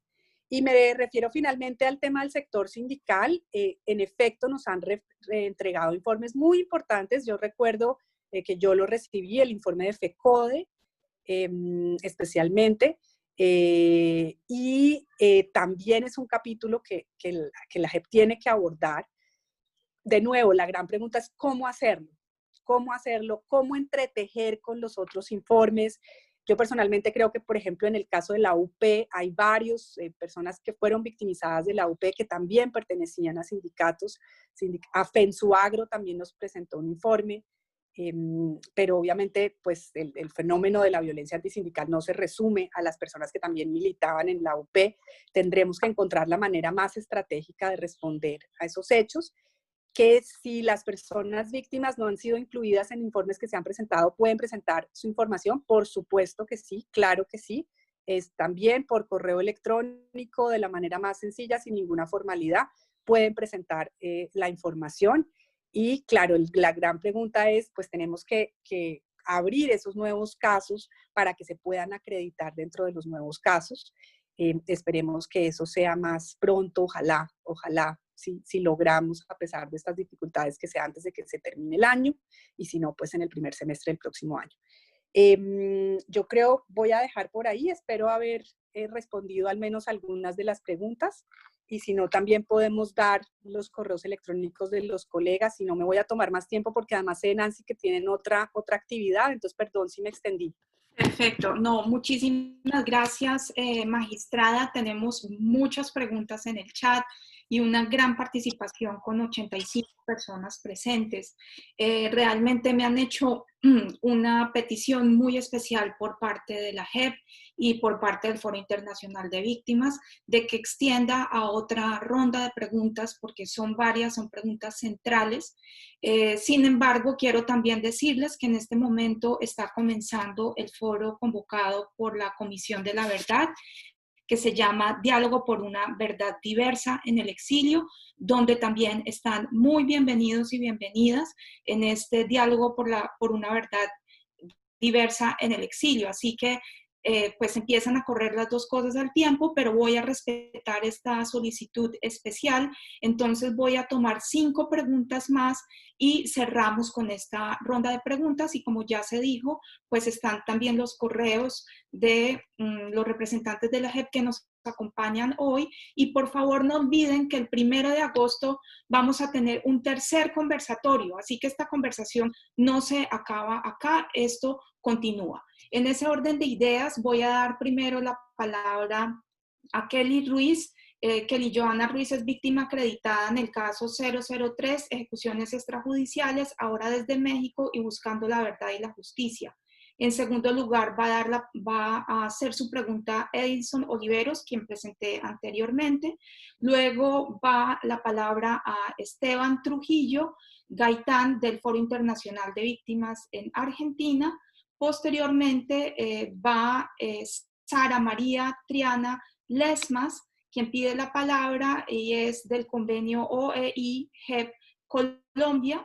Y finalmente va Sandra Torres, quien pide la palabra desde el Foro Internacional de Víctimas en Cataluña.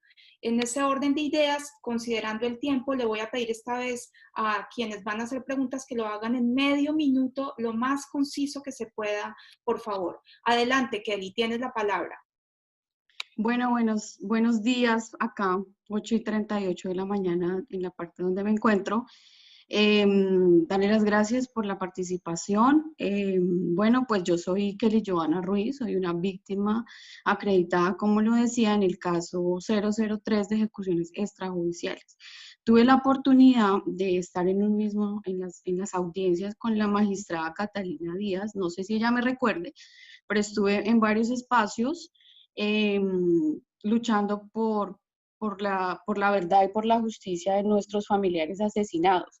Para las personas que de pronto no me conocen, mi esposo fue asesinado hace 12 años en los mal llamados falsos positivos.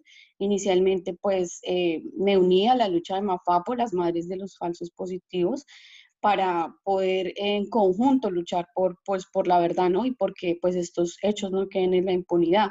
Al ver que los militares que asesinaron a mi esposo los liberaron, pues con los acuerdos y están libres, gozando de una libertad.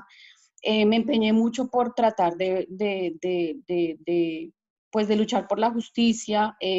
La JEP me otorgó un abogado, el cual estuve con él varios tiempo.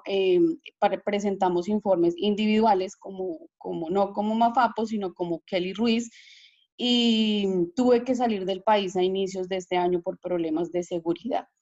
Ahorita no estoy en Colombia y estoy con mis hijos. Realmente mi pregunta es, no puedo estar en Colombia porque pues la prioridad son mis hijos, mi seguridad, no puedo estar allá y he tenido que pues estar lejos de mi familia, lejos de muchas cosas, pero mi pregunta es, ¿puedo yo seguir desde acá donde yo me encuentre, seguir luchando por esta justicia, seguir luchando por encontrar la verdad, seguir luchando porque mis hijos puedan tener la oportunidad de que puedan ser libres de cualquier culpa? Y también mi pregunta es, mi hija va a cumplir 18 años y quiere seguir la lucha, quiere seguir como que se sepa la verdad de todo lo que pasó con su papá. ¿Cómo puede ella acreditarse desde acá? O si como víctimas ya no tenemos esa oportunidad porque ya no estamos en Colombia. Gracias. Gracias, Kelly. Bueno, vamos con Edison, medio minuto, por favor, Edison, lo más conciso posible. Sí, una pregunta muy concreta para los funcionarios de la JEP y la magistrada. Hay muchas víctimas que no se han conectado al evento y que no quieren participar en la JEP ni en los mecanismos del sistema integral porque creen que esto les puede afectar su solicitud de asilo. Entonces, un poco para que se le haga claridad al respecto. Muchas gracias. Bueno, Esteban, por favor. Esteban Trujillo, adelante, medio minuto. Bien, buen día, un saludo para todos y todas. Teniendo en cuenta que la fuente de nuestro informe va a ser los relatos, entrevistas y la verdad de las víctimas, en este caso en Argentina, quisiéramos saber cuál sería el número mínimo de base de personas que participen del informe por país. Y una segunda pregunta, si es necesario que las organizaciones víctimas estemos vinculados a los nodos creados por la SEP o podemos ejercer nuestro derecho a la participación, aunque no hagamos parte del trabajo realizado por los nodos. Muchas gracias. Gracias. Vamos con Sara María Triana, medio minuto. Sara, por favor. Adelante. Muchas gracias. Buenos días a todos. Tengo básicamente dos preguntas. La primera se basa en violencia sexual. Me gustaría saber si este tipo de casos van a ser o van a continuar siendo tocados en el caso 07 o los van a priorizar de acuerdo a lo que la magistrada expresó hace un momento y pues abrirán un nuevo caso. Y lo segundo es sobre la figura de la responsabilidad de mando. Pues de alguna manera creo que siempre ha habido ciertos problemas o más bien ciertos cuestionamientos respecto de la aplicación de la responsabilidad de mando como quedó registrada en el acto legislativo. Así que la pregunta es cómo garantizar los derechos de las víctimas del Estado, básicamente ahora mismo en falsos positivos, respecto de la aplicación de mando. ¿Se va a aplicar el acto legislativo puro y simple o vamos a extender la aplicación desde el Estatuto de Roma y algunas disposiciones internacionales? Gracias. Gracias, Sara. Vamos a la pregunta de Sandra, por favor, medio minuto. Buenas tardes. Mi pregunta pues, es primero recordar lo del tema de la representación judicial en el exterior y el acompañamiento psicosocial que ya habían hecho algunos compañeros que son importantes. Y mi pregunta es, ¿cuáles son las características que hacen un caso colectivo para presentarse ante la JEP? ¿A partir de qué criterios se vuelve a redefinir ese macrocaso, como lo había dicho la magistrada, que se van a volver a redefinir? ¿Qué características y qué aspectos son los que se priorizan para que sea un caso colectivo? Gracias. Gracias, Sandra. La verdad es importante recordarles que el 1 de agosto vamos a tener un conversatorio sobre el tema de informes exclusivamente, así que por favor estén pendientes de esta invitación porque allí vamos a abordar este tema en particular. Bueno, magistrada y las personas de la JEP que nos acompañan hoy aquí tienen la palabra para dar respuesta a esta última ronda de preguntas. Gracias. Adelante, magistrada. Bueno, muchas gracias, Nancy. En primer lugar, pues un saludo muy especial a Kelly Ruiz. Claro que, por supuesto, te recuerdo, tanto en la audiencia como en esas sesiones tan difíciles que hemos compartido de escuchar a los responsables de los asesinatos, ejecuciones extrajudiciales. Yo quisiera ser muy clara y es que por supuesto que puedes seguir participando en el proceso desde el exterior. Yo creo que una de las cosas buenas que nos ha dejado este contexto de emergencia sanitaria global es aprovechar la tecnología y las comunicaciones para seguir cumpliendo con nuestras funciones y seguir estando cerca, conectados e interactuando como organizaciones, agencias del Estado y víctimas. Yo francamente creo que luego vamos a poder seguir utilizando estos medios tecnológicos para el ejercicio de los derechos y para cumplir con nuestro mandato, así que la respuesta es sí, por supuesto que sí, claro que sí, puedes seguir participando. Ahora una persona de mi equipo que está aquí en esta sesión te puede contactar para tomar, si así lo deseas o cuando tú lo estimes, los datos para saber dónde estás y que quieres seguir participando y que puedas recibir todas las comunicaciones, ejercer todos los derechos, conocer todo lo que pasa en el proceso y tu hija también se puede acreditar como víctima en el caso desde el exterior, pues no hay ningún problema con eso. Voy a dejar de última la pregunta sobre si se afecta o no la solicitud de asilo. Me parece difícil, aunque yo tengo como mi opinión, pero la voy a dejar al final.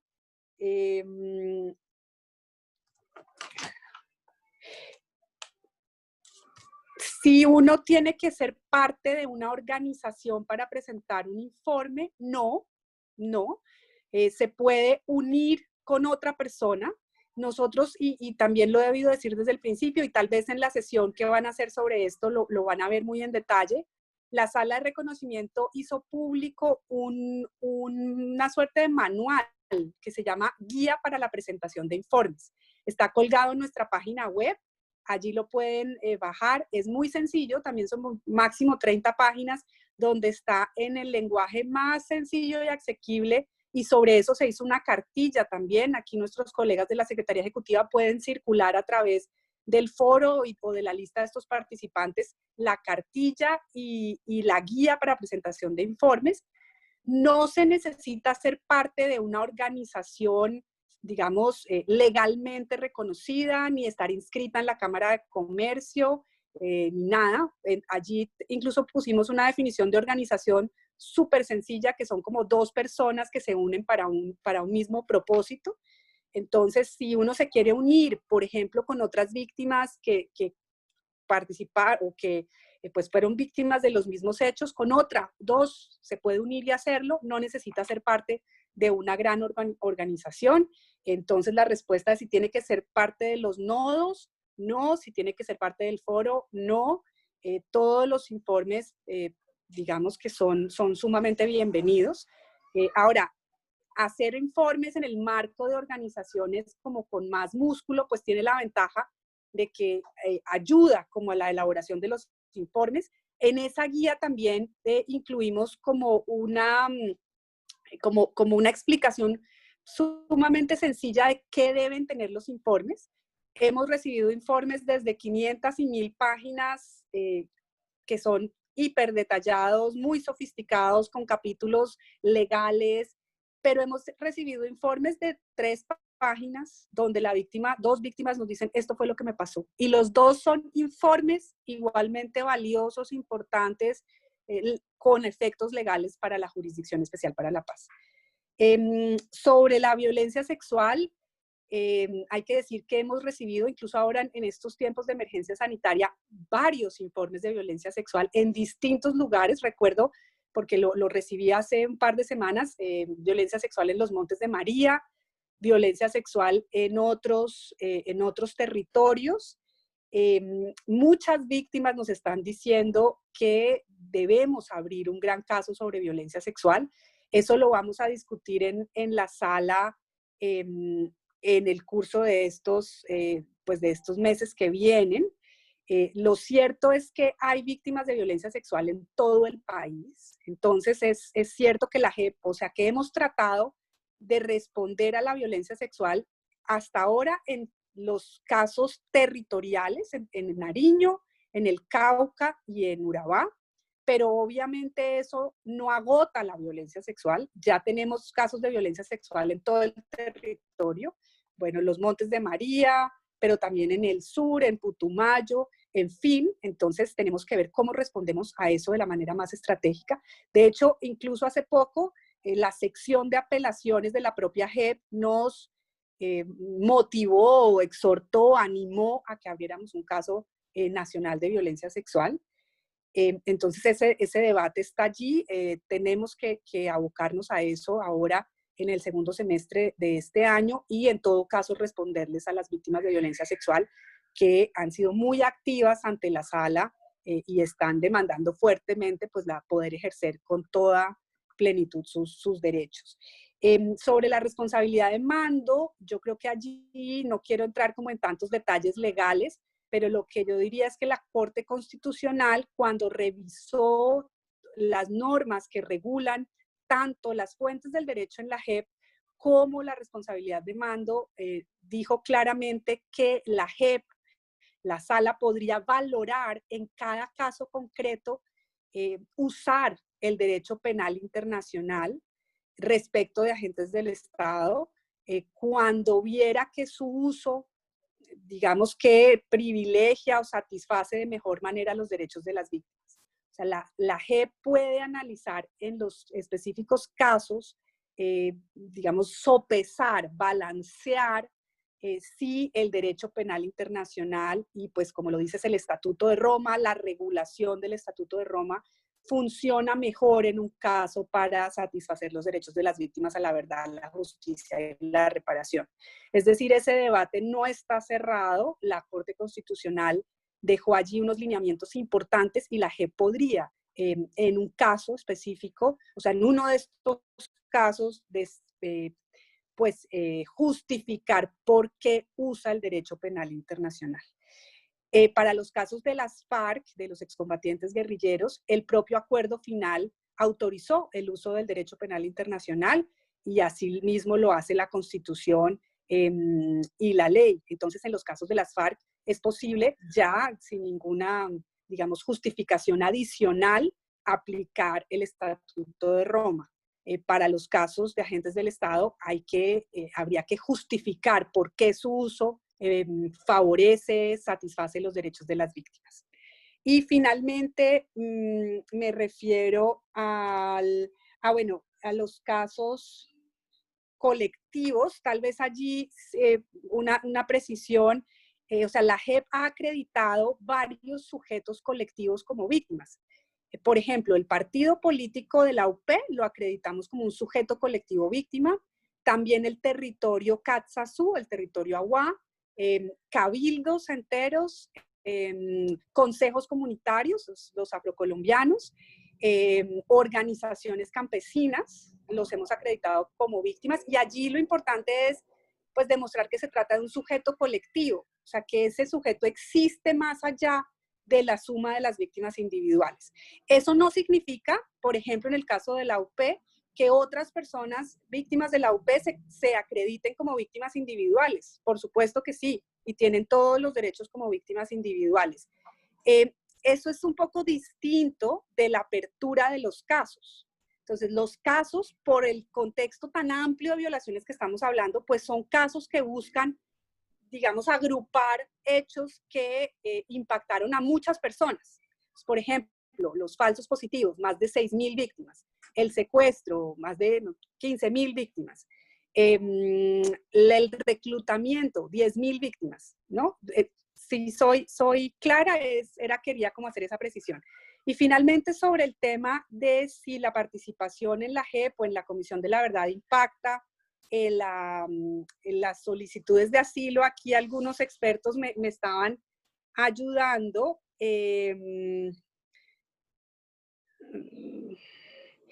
Pues en primer lugar, yo doy como mi opinión, yo creo que no. O sea, yo francamente creo que es un derecho de las víctimas participar tanto en los procesos judiciales ante la JEP como ante la Comisión de la Verdad, y yo francamente creo que eso no debería comprometer los trámites internacionales sobre protección internacional.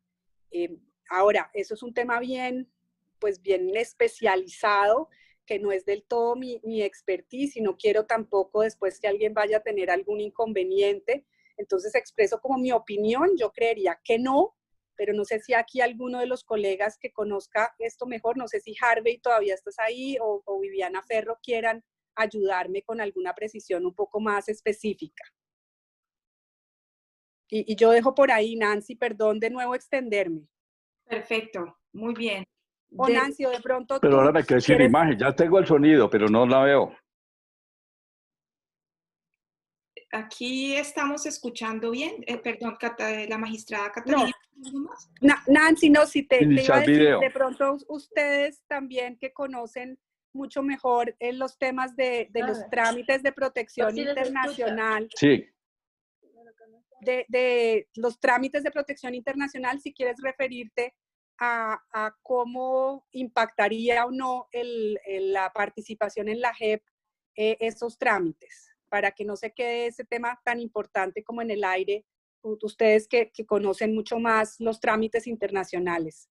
Perfecto. De hecho, las sugerencias que han ido surgiendo aquí entre los compañeros organizadores del conversatorio es que vamos a tratar de hacer un banco de preguntas y respuestas para poder precisar algunas de las cosas que han ido surgiendo y que es bueno dejarlo claro para todos. Pero sé que la Secretaría Ejecutiva, a través de su Departamento de Atención de Víctimas, nos iban a agregar algo más sobre las preguntas. Adelante.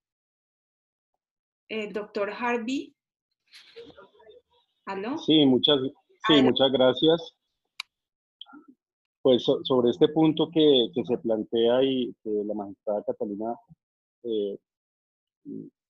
formula la posibilidad de dar un avance de respuesta, en principio no debe haber ningún impedimento para participar en la JEP que afecte el estatus de refugiado, el estatus de protección internacional.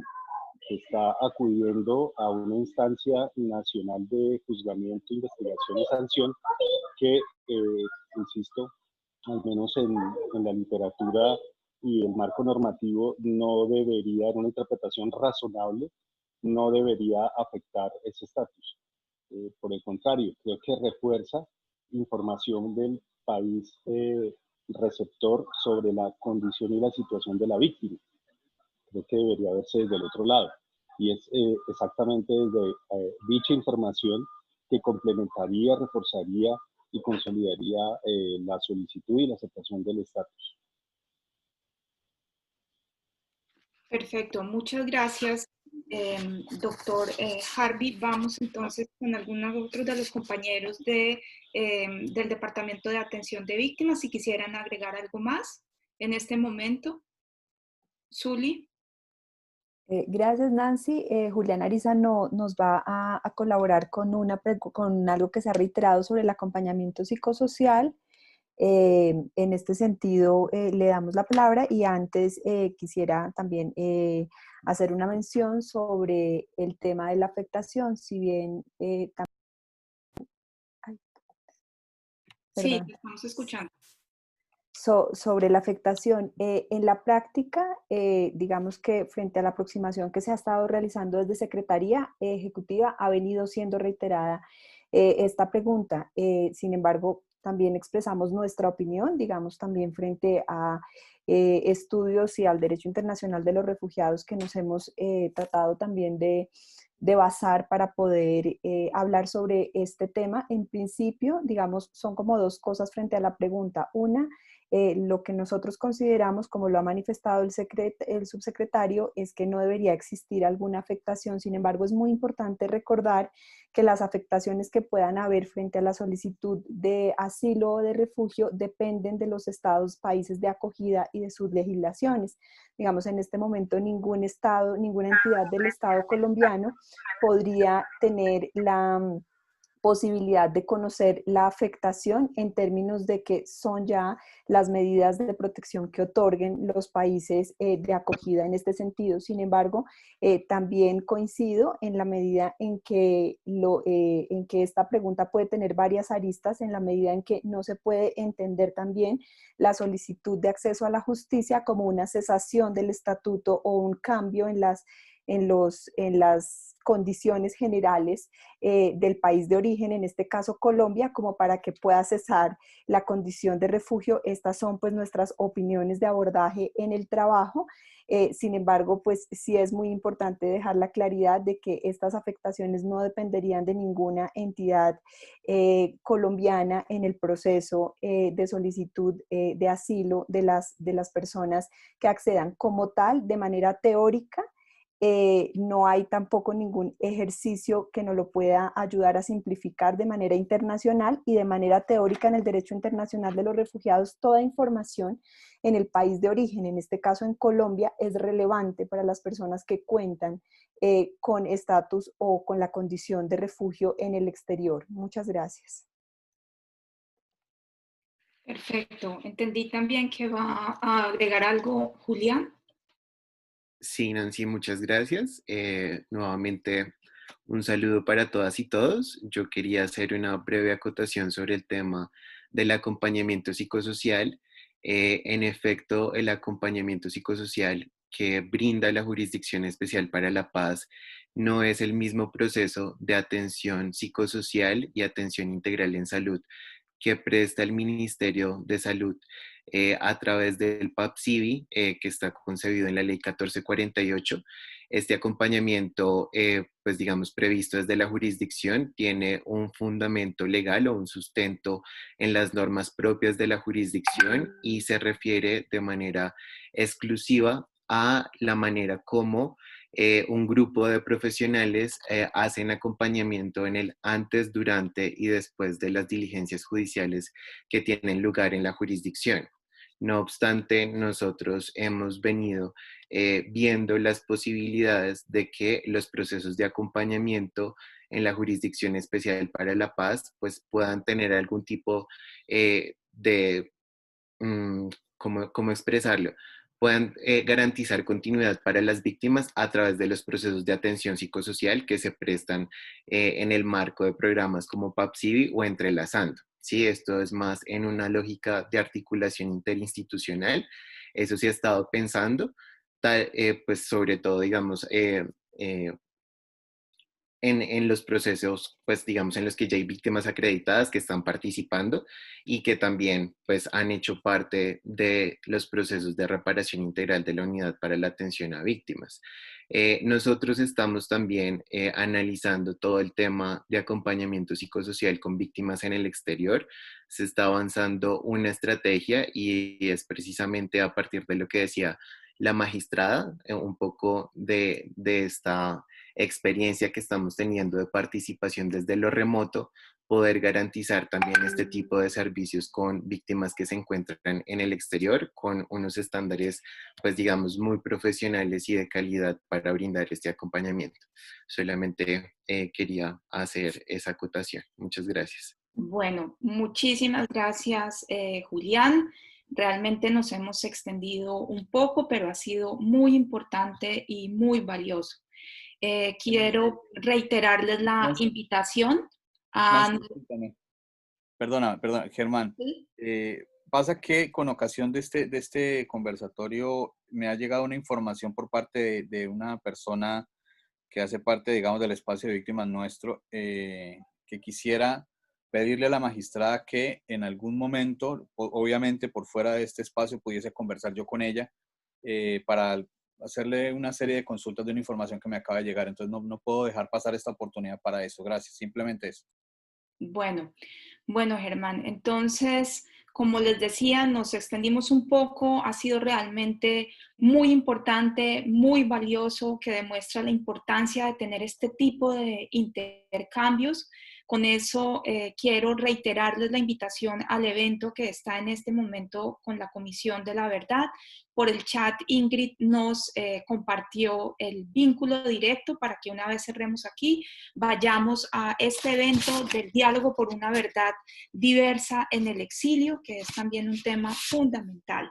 Ahora, pues quisiera compartir por último pantalla para expresar nuevamente nuestra gratitud, para reiterarles nuestra invitación al próximo conversatorio que será el 1 de agosto, la segunda parte sobre el tema de mecanismos de participación y específicamente nos enfocaremos en el tema de presentación de informes. Y pues para cerrar, quiero reiterar nuevamente toda mi admiración, mi aprecio, mi afecto y mi gratitud a la magistrada Catalina Díaz, presidenta de la sala. Por supuesto, reiterar la gratitud a todas y cada una de las personas de la JEP que nos acompañaron hoy, al subsecretario de la JEP y todo su equipo, también a la doctora Ferro que nos acompañó con todo su equipo, a todas y cada una de las personas que están aquí, a todos y cada uno de los foros locales del Foro Internacional de Víctimas, a las víctimas que de distintos lugares, de distintas organizaciones estuvieron con nosotros por 2 horas largas. Así que 1000 gracias, buen fin de semana y pues nos vemos el 1 de agosto. Muchas gracias. Gracias a ti. Muchas gracias. Muy buen trabajo, Nancy. Muchas gracias. Saludos a todos. Gracias. Gracias, doctora. Gracias a todos. Gracias, doctor. Gracias, compañeros. Nos vemos el 1 de agosto. Muchas Abrazos. gracias. Espero No se les tener una olvide mirar oportunidad el chat, de que ahí quedan un poco de preguntas. compartir algunas de nuestras Muchas gracias. experiencias. Buen día. Gracias. Saludos, compañeros. Gracias. Perfecto, 1000 gracias. Nos vemos el 1 de agosto con más preguntas y respuestas. Muchísimas gracias a ustedes, querida Nancy. Bendiciones a todos. Chao, chao. Chao, Cata, un beso. Gracias. Chao. Muchas gracias, Nancy. Muchas gracias, doctora Catalina. Con muchísimo gusto. Qué gusto haber estado en este conversatorio. Échale un ojito al chat, que ahí quedan una serie de preguntas. Un abrazo a todos, Nancy. Hasta luego, muchísimas Alfredo. gracias. Chao, Eduardo. Mil Un gracias. abrazo, chao. Chao. Sí, Nepo, quedaron varias preguntas. Imagino que van a adaptarlo para subirlo a la página web del PRIP para que las personas que no pudieron estar puedan escucharlo. Sí, la idea es esa, Ingrid, poder subir